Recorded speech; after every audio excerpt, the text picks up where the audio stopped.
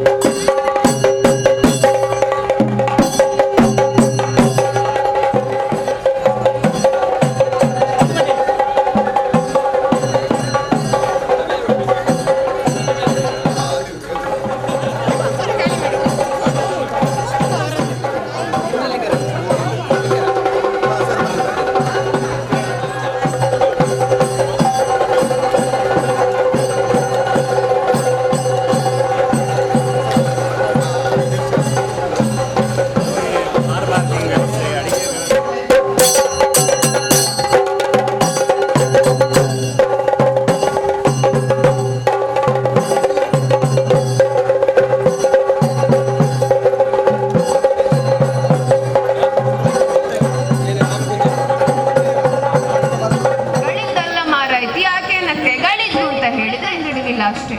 ಶ್ರೀಮದ್ ರಮಾರಮಣ ಗೋವಿಂದ ಸಪ್ತಮೋ ವಿಘ್ನರಾಮೋ ನವಮೋ ಕಾಲಚಂದ್ರಂ ಚ ದಶಮಂ ತು ವಿನಾಯಕಂ ಏಕಾದಶಂ ಗಣಪತಿಯೋ ದ್ವಾದಶಂ ತು ಗಜಾನನಂ ದ್ವಾದಶೈತಾನಿ ನಾಮಾನಿ ತ್ರಿಸಂಧ್ಯಂ ವ್ಯಪಠನ್ನರಃ ನ ಚ ವಿಘ್ನ ಭಯಂ ತಸ್ಯ ಸರ್ವಸಿದ್ಧಿಕರಂ ಪ್ರಭು. ಹಿರಿಯ ಶ್ರೀ ಮಹಾಗಣಪತಿ ಮಾಲಿಂಗೇಶ್ವರ ದೇವರ ಮಹಾಸ್ವಾಮಿ ಹಾಗೂ ಪಂಚಮುಖಿ ಆಂಜನೇಯ ದೇವರ ಆಶೀರ್ವಾದದಿಂದ 19ರಿಂದ 26/5/2019 ಶ್ರೀ ಗುರು ರಾಘವೇಂದ್ರ ಮಹಾಸ್ವಾಮಿಯಾಗಿ 5ನೇ ದಿನದ ಧಾರ್ಮಿಕ ಸಭಾ ಕಾರ್ಯಕ್ರಮ ಕೀರ್ತಿಶೇಷ ಬ್ರಹ್ಮಕಲಶೋತ್ಸವ ಹಾಗೂ ರಾಜಗೋಪುರ ಇದನ್ನು ಅವರ ಸುಪುತ್ರರು ಹಾಗೂ ವಕೀಲರು ಅವರ ನೇತೃತ್ವದಲ್ಲಿ ಬ್ರಹ್ಮಕಲಶ ಮೇ 8 ತಾರೀಕಿಗೆ ವಾಸ್ತು ಪೂಜೆ, 9 ತಾರೀಕಿನ ನಂತರ ಪ್ರತಿದಿನ ಭಜನಾ ಕಾರ್ಯಕ್ರಮ, 19ನೇ ಹಾಗೂ ಶ್ರೀ ಶ್ರೀ ಸುಗುಣೇಂದ್ರ ತೀರ್ಥ ಶ್ರೀ ಮಾದಂಗಳವರ ಇವತ್ತಿನ ಧಾರ್ಮಿಕ ಸಭಾ ಕಾರ್ಯಕ್ರಮದ ಆಶೀರ್ವಚನ ನಮಗೆ ನೀಡಲಿದ್ದಾರೆ. ಪರಮ ಪೂಜ್ಯ ಶ್ರೀ ಜಗದ್ಗುರು ಮಧ್ವಾಚಾರ್ಯರ ಮಹಾಸಂಸ್ಥಾನ ಶ್ರೀ ಸುಬ್ರಹ್ಮಣ್ಯ ಮಠದ ಪೀಠಾಧಿಪತಿ ಪರಮ ಪೂಜ್ಯ ಶ್ರೀ ಶ್ರೀ ವಿದ್ಯಾಪ್ರಸನ್ನ ತೀರ್ಥ ಶ್ರೀ ಪಾದಂಗಳವರು ನಮ್ಮ ವೇದಿಕೆಯಲ್ಲಿದ್ದಾರೆ. ಮೊದಲು 2006ನೇ ಇಸವಿಯಲ್ಲಿ ಹೊಸಬೆಟ್ಟು ಶ್ರೀ ಸತ್ಯ ಜಾನಂದಯ ಧೂಮಾವತಿ ಪರಿವಾರ ಶಕ್ತಿಗಳ 48 ದಿವಸದಲ್ಲಿ 1 ಕೋಟಿಯಲ್ಲಿ ಜೀರ್ಣೋದ್ಧಾರಕ್ಕೆ ಭೂಮಿ ಪೂಜೆ ಮಾಡಿದ ನಮ್ಮ ಪೂಜನೀಯ ಸ್ವಾಮೀಜಿಗಳು. ಈಗ ಸ್ವಾಮೀಜಿಗಳು ನಮ್ಮ ವೇದಿಕೆಯಲ್ಲಿರುವಾಗ ನಮಗೆ ತುಂಬ ಸಂತೋಷ ಆಗ್ತದೆ. ಯಾಕಂದರೆ ಕುಕ್ಕೆ ಸ್ವಾಮಿಗಳು ಬಂದರೆ ಅದು ಆ ಕ್ಷೇತ್ರ ಬೆಳಗ್ತದೆ. ಉದಾಹರಣೆ ಹೊಸಬೆಟ್ಟು ಕ್ಷೇತ್ರ. ಆದ್ದರಿಂದ ನಮ್ಮ ಭಾಗ್ಯ, ನಮ್ಮ ಪುಣ್ಯ. ಆದ್ದರಿಂದ ಪರಮ ಪೂಜ್ಯ ಸ್ವಾಮೀಜಿಯವರಿಗೆ ವಂದಿಸುತ್ತಾ ಅವರನ್ನು ಬ್ರಹ್ಮಕಲಶ ಸಮಿತಿಯ ಎಲ್ಲ ಅಧ್ಯಕ್ಷರು, ಗೌರವಾಧ್ಯಕ್ಷರು, ಸಂಚಾಲಕರು ಹಾಗೂ ಎಲ್ಲ ಸದಸ್ಯರ ಪರವಾಗಿ ಹಾಗೂ ಊರಿನ ಎಲ್ಲ ಭಕ್ತವೃಂದದವರ ಪರವಾಗಿ ಪ್ರೀತಿಪೂರ್ವಕವಾಗಿ ನಾನು ಸ್ವಾಗತಿಸಿ ಶರವು ರಾಘವೇಂದ್ರ ಶಾಸ್ತ್ರಿಗಳು ನಮ್ಮ ವೇದಿಕೆಯಲ್ಲಿ ಉಪಸ್ಥಿತರಿದ್ದಾರೆ. ಪೂಜನೀಯ ಶರವು ರಾಘವೇಂದ್ರ ಶಾಸ್ತ್ರಿ ಅವರಿಗೆ ನಮ್ಮ ಬ್ರಹ್ಮಕಲಶ ಸಮಿತಿ ಪರವಾಗಿ ಹೃತ್ಪೂರ್ವಕವಾಗಿ ನಾನು ಸ್ವಾಗತಿಸ್ತೇನೆ. ಹಾಗೆ ದಕ್ಷಿಣ ಕನ್ನಡ ಜಿಲ್ಲಾ ಕನ್ನಡ ಸಾಹಿತ್ಯ ಪರಿಷತ್ತಿನ ಅಧ್ಯಕ್ಷರು, ನಮ್ಮ ಆತ್ಮೀಯರು ಹಾಗೂ ನಮ್ಮ ಬ್ರಹ್ಮಕಲಶ ಸಭೆಗೆ ತನು ಮನ ಧನಗಳಿಂದ ಸಹಕರಿಸಿದ ಎಸ್ ಪ್ರದೀಪ್ ಕುಮಾರ್ ಕಲ್ಗೂರ ಅವರನ್ನು ಪ್ರೀತಿಪೂರ್ವಕ ಹೃದಯಪೂರ್ವಕವಾಗಿ ನಾನು ಸ್ವಾಗತಿಸ್ತೇನೆ. ವಿದ್ಯಾಪ್ರತಿಷ್ಠಿತ ಸ್ವಾಮೀಜಿಗಳವರನ್ನು ಗೌರವಾರ್ಪಣೆಯೊಂದಿಗೆ ನಾವು ಗೌರವಿಸಿದ್ದೇವೆ. ಅವರ ಆಶೀರ್ವಾದ ನಮಗಿರಲಿ.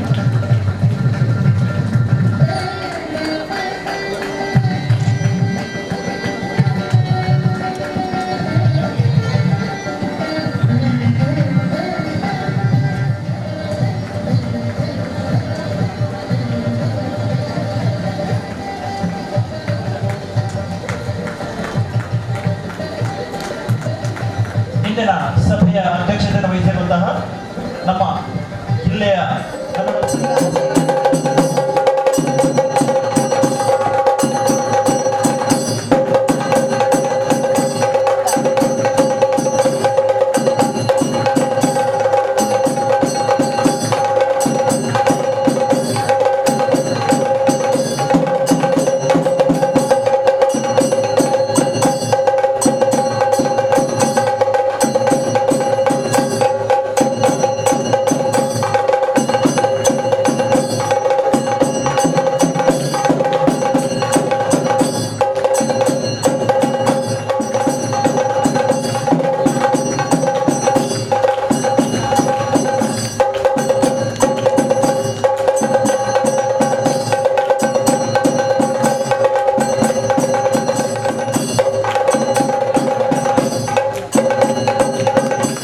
ಭವಿಷ್ಯವನ್ನು ರೂಪಿಸುವ ದಾರಿ ಅದಾಗಿಯೇ ಗೋಚರಿಸುತ್ತದೆ. ಜೀವನದಲ್ಲಿ ಉತ್ಸಾಹ ಇದ್ದರೆ ಕನಸನ್ನು ನನಸಾಗಿಸುವಂತಹ ವಸ್ತ್ರೇಣ ವಪುಷ ವಾಚ ವಿದ್ಯೆಯ ವಿನಯೇನ ಚ ಅಂತ 5 ಕಾರಣಗಳಂತೆ ಒಬ್ಬ ವ್ಯಕ್ತಿಗೆ ಪೂಜ್ಯತ್ವ ಬರುವುದು ಹೇಗೆ ಅಂದರೆ, ಅದೆಷ್ಟೋ ಸಲ ಒಂದು ಸುಂದರವಾದ ವಸ್ತ್ರವನ್ನು, ಗತ್ತಿನ ವಸ್ತ್ರವನ್ನು ಧಾರಣೆ ಮಾಡಿದ್ರೆ ಎಷ್ಟೋ ಜನ ಎದ್ದು ನಿಂತ್ಕೊಂಡು ಬಿಡ್ತಾರೆ. ಒಬ್ಬ ಮನುಷ್ಯ ಬಂದಾಗ ಅವರ ಪೋಷಾಕ ನೋಡಿದ್ರೇ ನಮಗೆ ಖುಷಿ ಆಗಿಬಿಡುತ್ತೆ, ಗೌರವ ಕೊಡಬೇಕು ಅಂತ ಅನಿಸುತ್ತಂತೆ. ಹಾಗಾಗಿ ಪೂಜ್ಯತ್ವಕ್ಕೆ ಅದೂ ಒಂದು ಕಾರಣ ಅಂತೆ. ಇನ್ನೊಂದು ಶರೀರ, ಬರೀ ವಸ್ತ್ರ ಅಲ್ಲ, ಆಜಾನುಬಾಹುವಾದ ಅತಿ ಎತ್ತರವಾದ ಸುಂದರವಾದ ಶರೀರ ಇದ್ದರೆ ಒಬ್ಬ ಮನುಷ್ಯನಿಗೆ ಬೇಡ ಅಂದರೂ ಗೌರವ ಕೊಡೋಣ, ಒಂದ್ಸಲ ಕೈ ಮುಗ್ದು ಬಿಡೋಣ ಅಂತ ಅನಿಸುತ್ತಂತೆ. ವಾಚ, ಒಳ್ಳೆಯ ಮಾತುಗಾರರಾಗಿದ್ದರೆ, ಸುಂದರವಾದ ಮಾತುಗಳು ಮನಸ್ಸಿನಿಂದ ಬಾಯಿಂದ ಬಂದರೆ, ಭದ್ರೈಷಾಂ ಲಕ್ಷ್ಮೀ ನಿಹಿತ ಅಧಿವಾಚಿ ಅಂತ, ಮಾತಿನಲ್ಲಿ ಮಹಾಲಕ್ಷ್ಮಿ ನಿಂತಿರ್ತಾಳಂತೆ, ಅದು ಮಂಗಳಕರವಾದ ಮಾತು ಅಂತ ಹೇಳ್ತಾರಂತೆ. ಆ ಮಾತಿನಿಂದ ಒಬ್ಬನಿಗೆ ಗೌರವ ಬರೋದು ಕಂಡಿದೆ ಅಂತೆ. ವಿದ್ಯೆಯ, ತುಂಬ ವಿದ್ಯಾವಂತನಾಗಿ ಬಿಟ್ಟರೆ ಅವನು ನೋಡಲಿಕ್ಕೆ ಹೇಗೆ ಇರಲಿ ಬೇಕಾದರೆ, ಆದರೆ ವಿದ್ಯೆಗೆ ಮಹತ್ವವನ್ನು ಕೊಟ್ಟು ಅವನಿಗೆ ಪ್ರಣಾಮ ಮಾಡ್ತಾರಂತೆ. ವಿನಯೇನಚ, ತುಂಬ ವಿನಯಶೀಲನಾಗಿದ್ದರೆ, ಎಷ್ಟೋ ಸಲ ಎಷ್ಟೋ ದೊಡ್ಡ ವ್ಯಕ್ತಿಗಳಾದರೂ ಕೂಡ ಅವರು ತುಂಬ ವಿನಯಶೀಲರಾಗಿ ಸದ್ಗುಣ ಸಂಪನ್ನರಾಗಿರ್ತಾರಂತೆ. ಅವರಿಗೆ ನಮ್ಮ ಹೃದಯ ತಾನಾಗಿಯೇ ಕರಗಿ ಗೌರವವನ್ನು ಕೊಡುತ್ತಂತೆ. ಇದೊಬ್ಬ ವ್ಯಕ್ತಿಯ ನಿಯಮ, ಪೂಜ್ಯತ್ವಕ್ಕೆ ಕಾರಣ. ರಾಯರು ಹೇಗಿದ್ದರು ಅಂತ ಕೇಳಿದರೆ, ಕಾಷಾಯ ವಸ್ತ್ರ ಮಾಸ್ತ್ರೇಣ ಯತಿ ಪೂಜ್ಯೋ ನ ಸಂಶಯ ಅಂತ. ಕಾಷಾಯ ವಸ್ತ್ರವೇ ಒಬ್ಬ ವ್ಯಕ್ತಿಗೆ ಪೂಜ್ಯತ್ವವನ್ನು ತಂದುಕೊಡುತ್ತಂತೆ. ರಾಯರ ಕಾಷಾಯ ವಸ್ತ್ರ ಎಂಬುದು ಪರಮ ವೈರಾಗ್ಯದ ಸಂಕೇತ. ಆದ್ದರಿಂದ ಅವರನ್ನು ನೋಡಿದರೆ ಯಾರೂ ನಮಸ್ಕಾರ ಮಾಡದೇ ಇರ್ತಾನೆ ಇರಲಿಲ್ಲ ಅಂತೆ. ನಮಸ್ಕಾರ ಮಾಡಲೇಬೇಕು ಅಂತ ಹೇಳುವಂಥ ಒಂದು ಭಾವನೆ ಮೂಡ್ತಾ ಇದ್ದದರಿಂದ ಅವರಿಗೆ ಪೂಜ್ಯತ್ವ ಆ ಕಾರಣಕ್ಕೂ ಬಂದಿತ್ತಂತೆ. ಇನ್ನು ಶರೀರ, ತುಂಬ ಸುಂದರವಾದ ಶರೀರ. ನಾವು ಚಿತ್ರ ಬರೀಬೇಕಾದ್ರೆ ಒಂದು ದೊಡ್ಡ ಹೊಟ್ಟೆ ಮಾಡಿಬಿಡ್ತೇವೆ ರಾಯರಿಗೆ. ಅಷ್ಟೆಲ್ಲ ಊಟ ಮಾಡಲಿಕ್ಕೆ ಇರಲೇ ಇಲ್ಲ ರಾಯರಿಗೆ. ಅವರ ಪೂರ್ವಾಶ್ರಮದ ಕಥೆ ನೋಡಿದರೆ ದೇವರೇ ಗತಿ. ಅವರ ಪೂರ್ವಾಶ್ರಮದಲ್ಲಿ ವೆಂಕಪ್ಪನ ಪರಿಸ್ಥಿತಿ ಏನು ಅಂತ ಹೇಳಿದರೆ, ಒಂದು ಕಾಲದಲ್ಲಿ ತುಂಬ ಸಮೃದ್ಧವಾಗಿ ಬದುಕಿದವರು. ಏಕೆಂದರೆ ತಂದೆ ಅವರು ಆಸ್ಥಾನ ವಿದ್ವಾಂಸರು, ಹೌದು, ಕುಂಭಕೋಣದ ಮಠಕ್ಕೆ ಆಸ್ಥಾನ ವಿದ್ವಾಂಸರು ವ್ಯಾಸರಾಜರ ಸಂಸ್ಥಾನದಲ್ಲಿ. ಹಾಗಾಗಿ ಒಂದು ಒಳ್ಳೆಯ ಗೌರವದ ಮನೆತನ, ಬೇಕಾದಷ್ಟು ಗೌರವಧನ ಎಲ್ಲ ಬರ್ತಾ ಇರುವಂತಹ ಒಂದು ತಂದೆ ತಾಯಿಗಳ ಮನೆಯಲ್ಲಿ ಹುಟ್ಟಿದ ವ್ಯಕ್ತಿ ವೆಂಕಣ್ಣ. ಆದರೆ ದೊಡ್ಡದಾದ ಮೇಲೆ, ಒಳ್ಳೆಯ ಶಾಸ್ತ್ರ ಸಂಪನ್ನರಾದ ವ್ಯಕ್ತಿ ಆದಮೇಲೆ ಅವರಿಗೆ ಸಕಾಲದಲ್ಲಿ ವಿವಾಹ ಮಾಡಬೇಕು ಅಂತ ಯೋಚನೆ ಮಾಡಿ ಒಳ್ಳೆಯ ಕನ್ಯೆಯೊಂದಿಗೆ ವಿವಾಹ ಮಾಡಿದರು. ದೊಡ್ಡ ಪಂಡಿತರ ಮಗಳು ಆಕೆ. ಒಳ್ಳೆಯ ಕನ್ಯೆಯೊಂದಿಗೆ ವಿವಾಹ ಮಾಡಿದರು. ವಿವಾಹ ಮಾಡಿದ ಮೇಲೆ ಒಳ್ಳೆಯ ಮಗ ಹುಟ್ಟಿದ, ಲಕ್ಷ್ಮೀನಾರಾಯಣ ಅಂತ ಅವನ ಹೆಸರು. ತುಂಬ ಒಳ್ಳೆಯ ಹುಡುಗವ. ಆದರೆ ಏನಾಯಿತು ನೋಡಿ, ಒಂದು ದಿವಸ ರಾಯರಿಗೆ ಕನಸಿನಲ್ಲಿ ಒಂದು ದೃಶ್ಯ ಕಂಡಿತು. ಅದೇನು ಅಂತ ಹೇಳಿದರೆ, ಒಬ್ಬಳು ಹೆಣ್ಮಗಳು ಬರ್ತಾಳೆ, ಬಂದು ಹೇಳ್ತಾಳೆ, ನಾನು ನಿನ್ನ ಮನೆಗೆ ಬರಬೇಕು ಅಂತ ಅನಿಸಿದೆ, ನೀನು ಸ್ವಾಗತ ಮಾಡಲಿಕ್ಕೆ ಸಿದ್ಧನಿದ್ದೀಯಾ ಅಂತ. ರಾಯರು ಹೇಳ್ತಾರೆ, ಬರೋದೇ ಹೌದಾಗಿದ್ದರೆ ಬಾ, ನಾನು ಸ್ವಾಗತ ಮಾಡ್ತೇನೆ ಅಂತ. ಆ ಹೆಣ್ಮಗಳು ಯಾರು ಅಂದರೆ ದರಿದ್ರ ಲಕ್ಷ್ಮಿ. ಸಮುದ್ರ ಮಥನದಲ್ಲಿ 2 ಲಕ್ಷ್ಮಿಯ ಉದಯ ಆಗಿದೆ. ಒಂದು ಕ್ಷುತ್ಪಿಪಾಸ ಮಲಾಂ ಜ್ಯೇಷ್ಠಾಂ ಅಲಕ್ಷ್ಮೀಂ ನಾಶಯಾಮಿ ಅಂತ ಶ್ರೀ ಸೂಕ್ತ ಹೇಳುತ್ತೆ.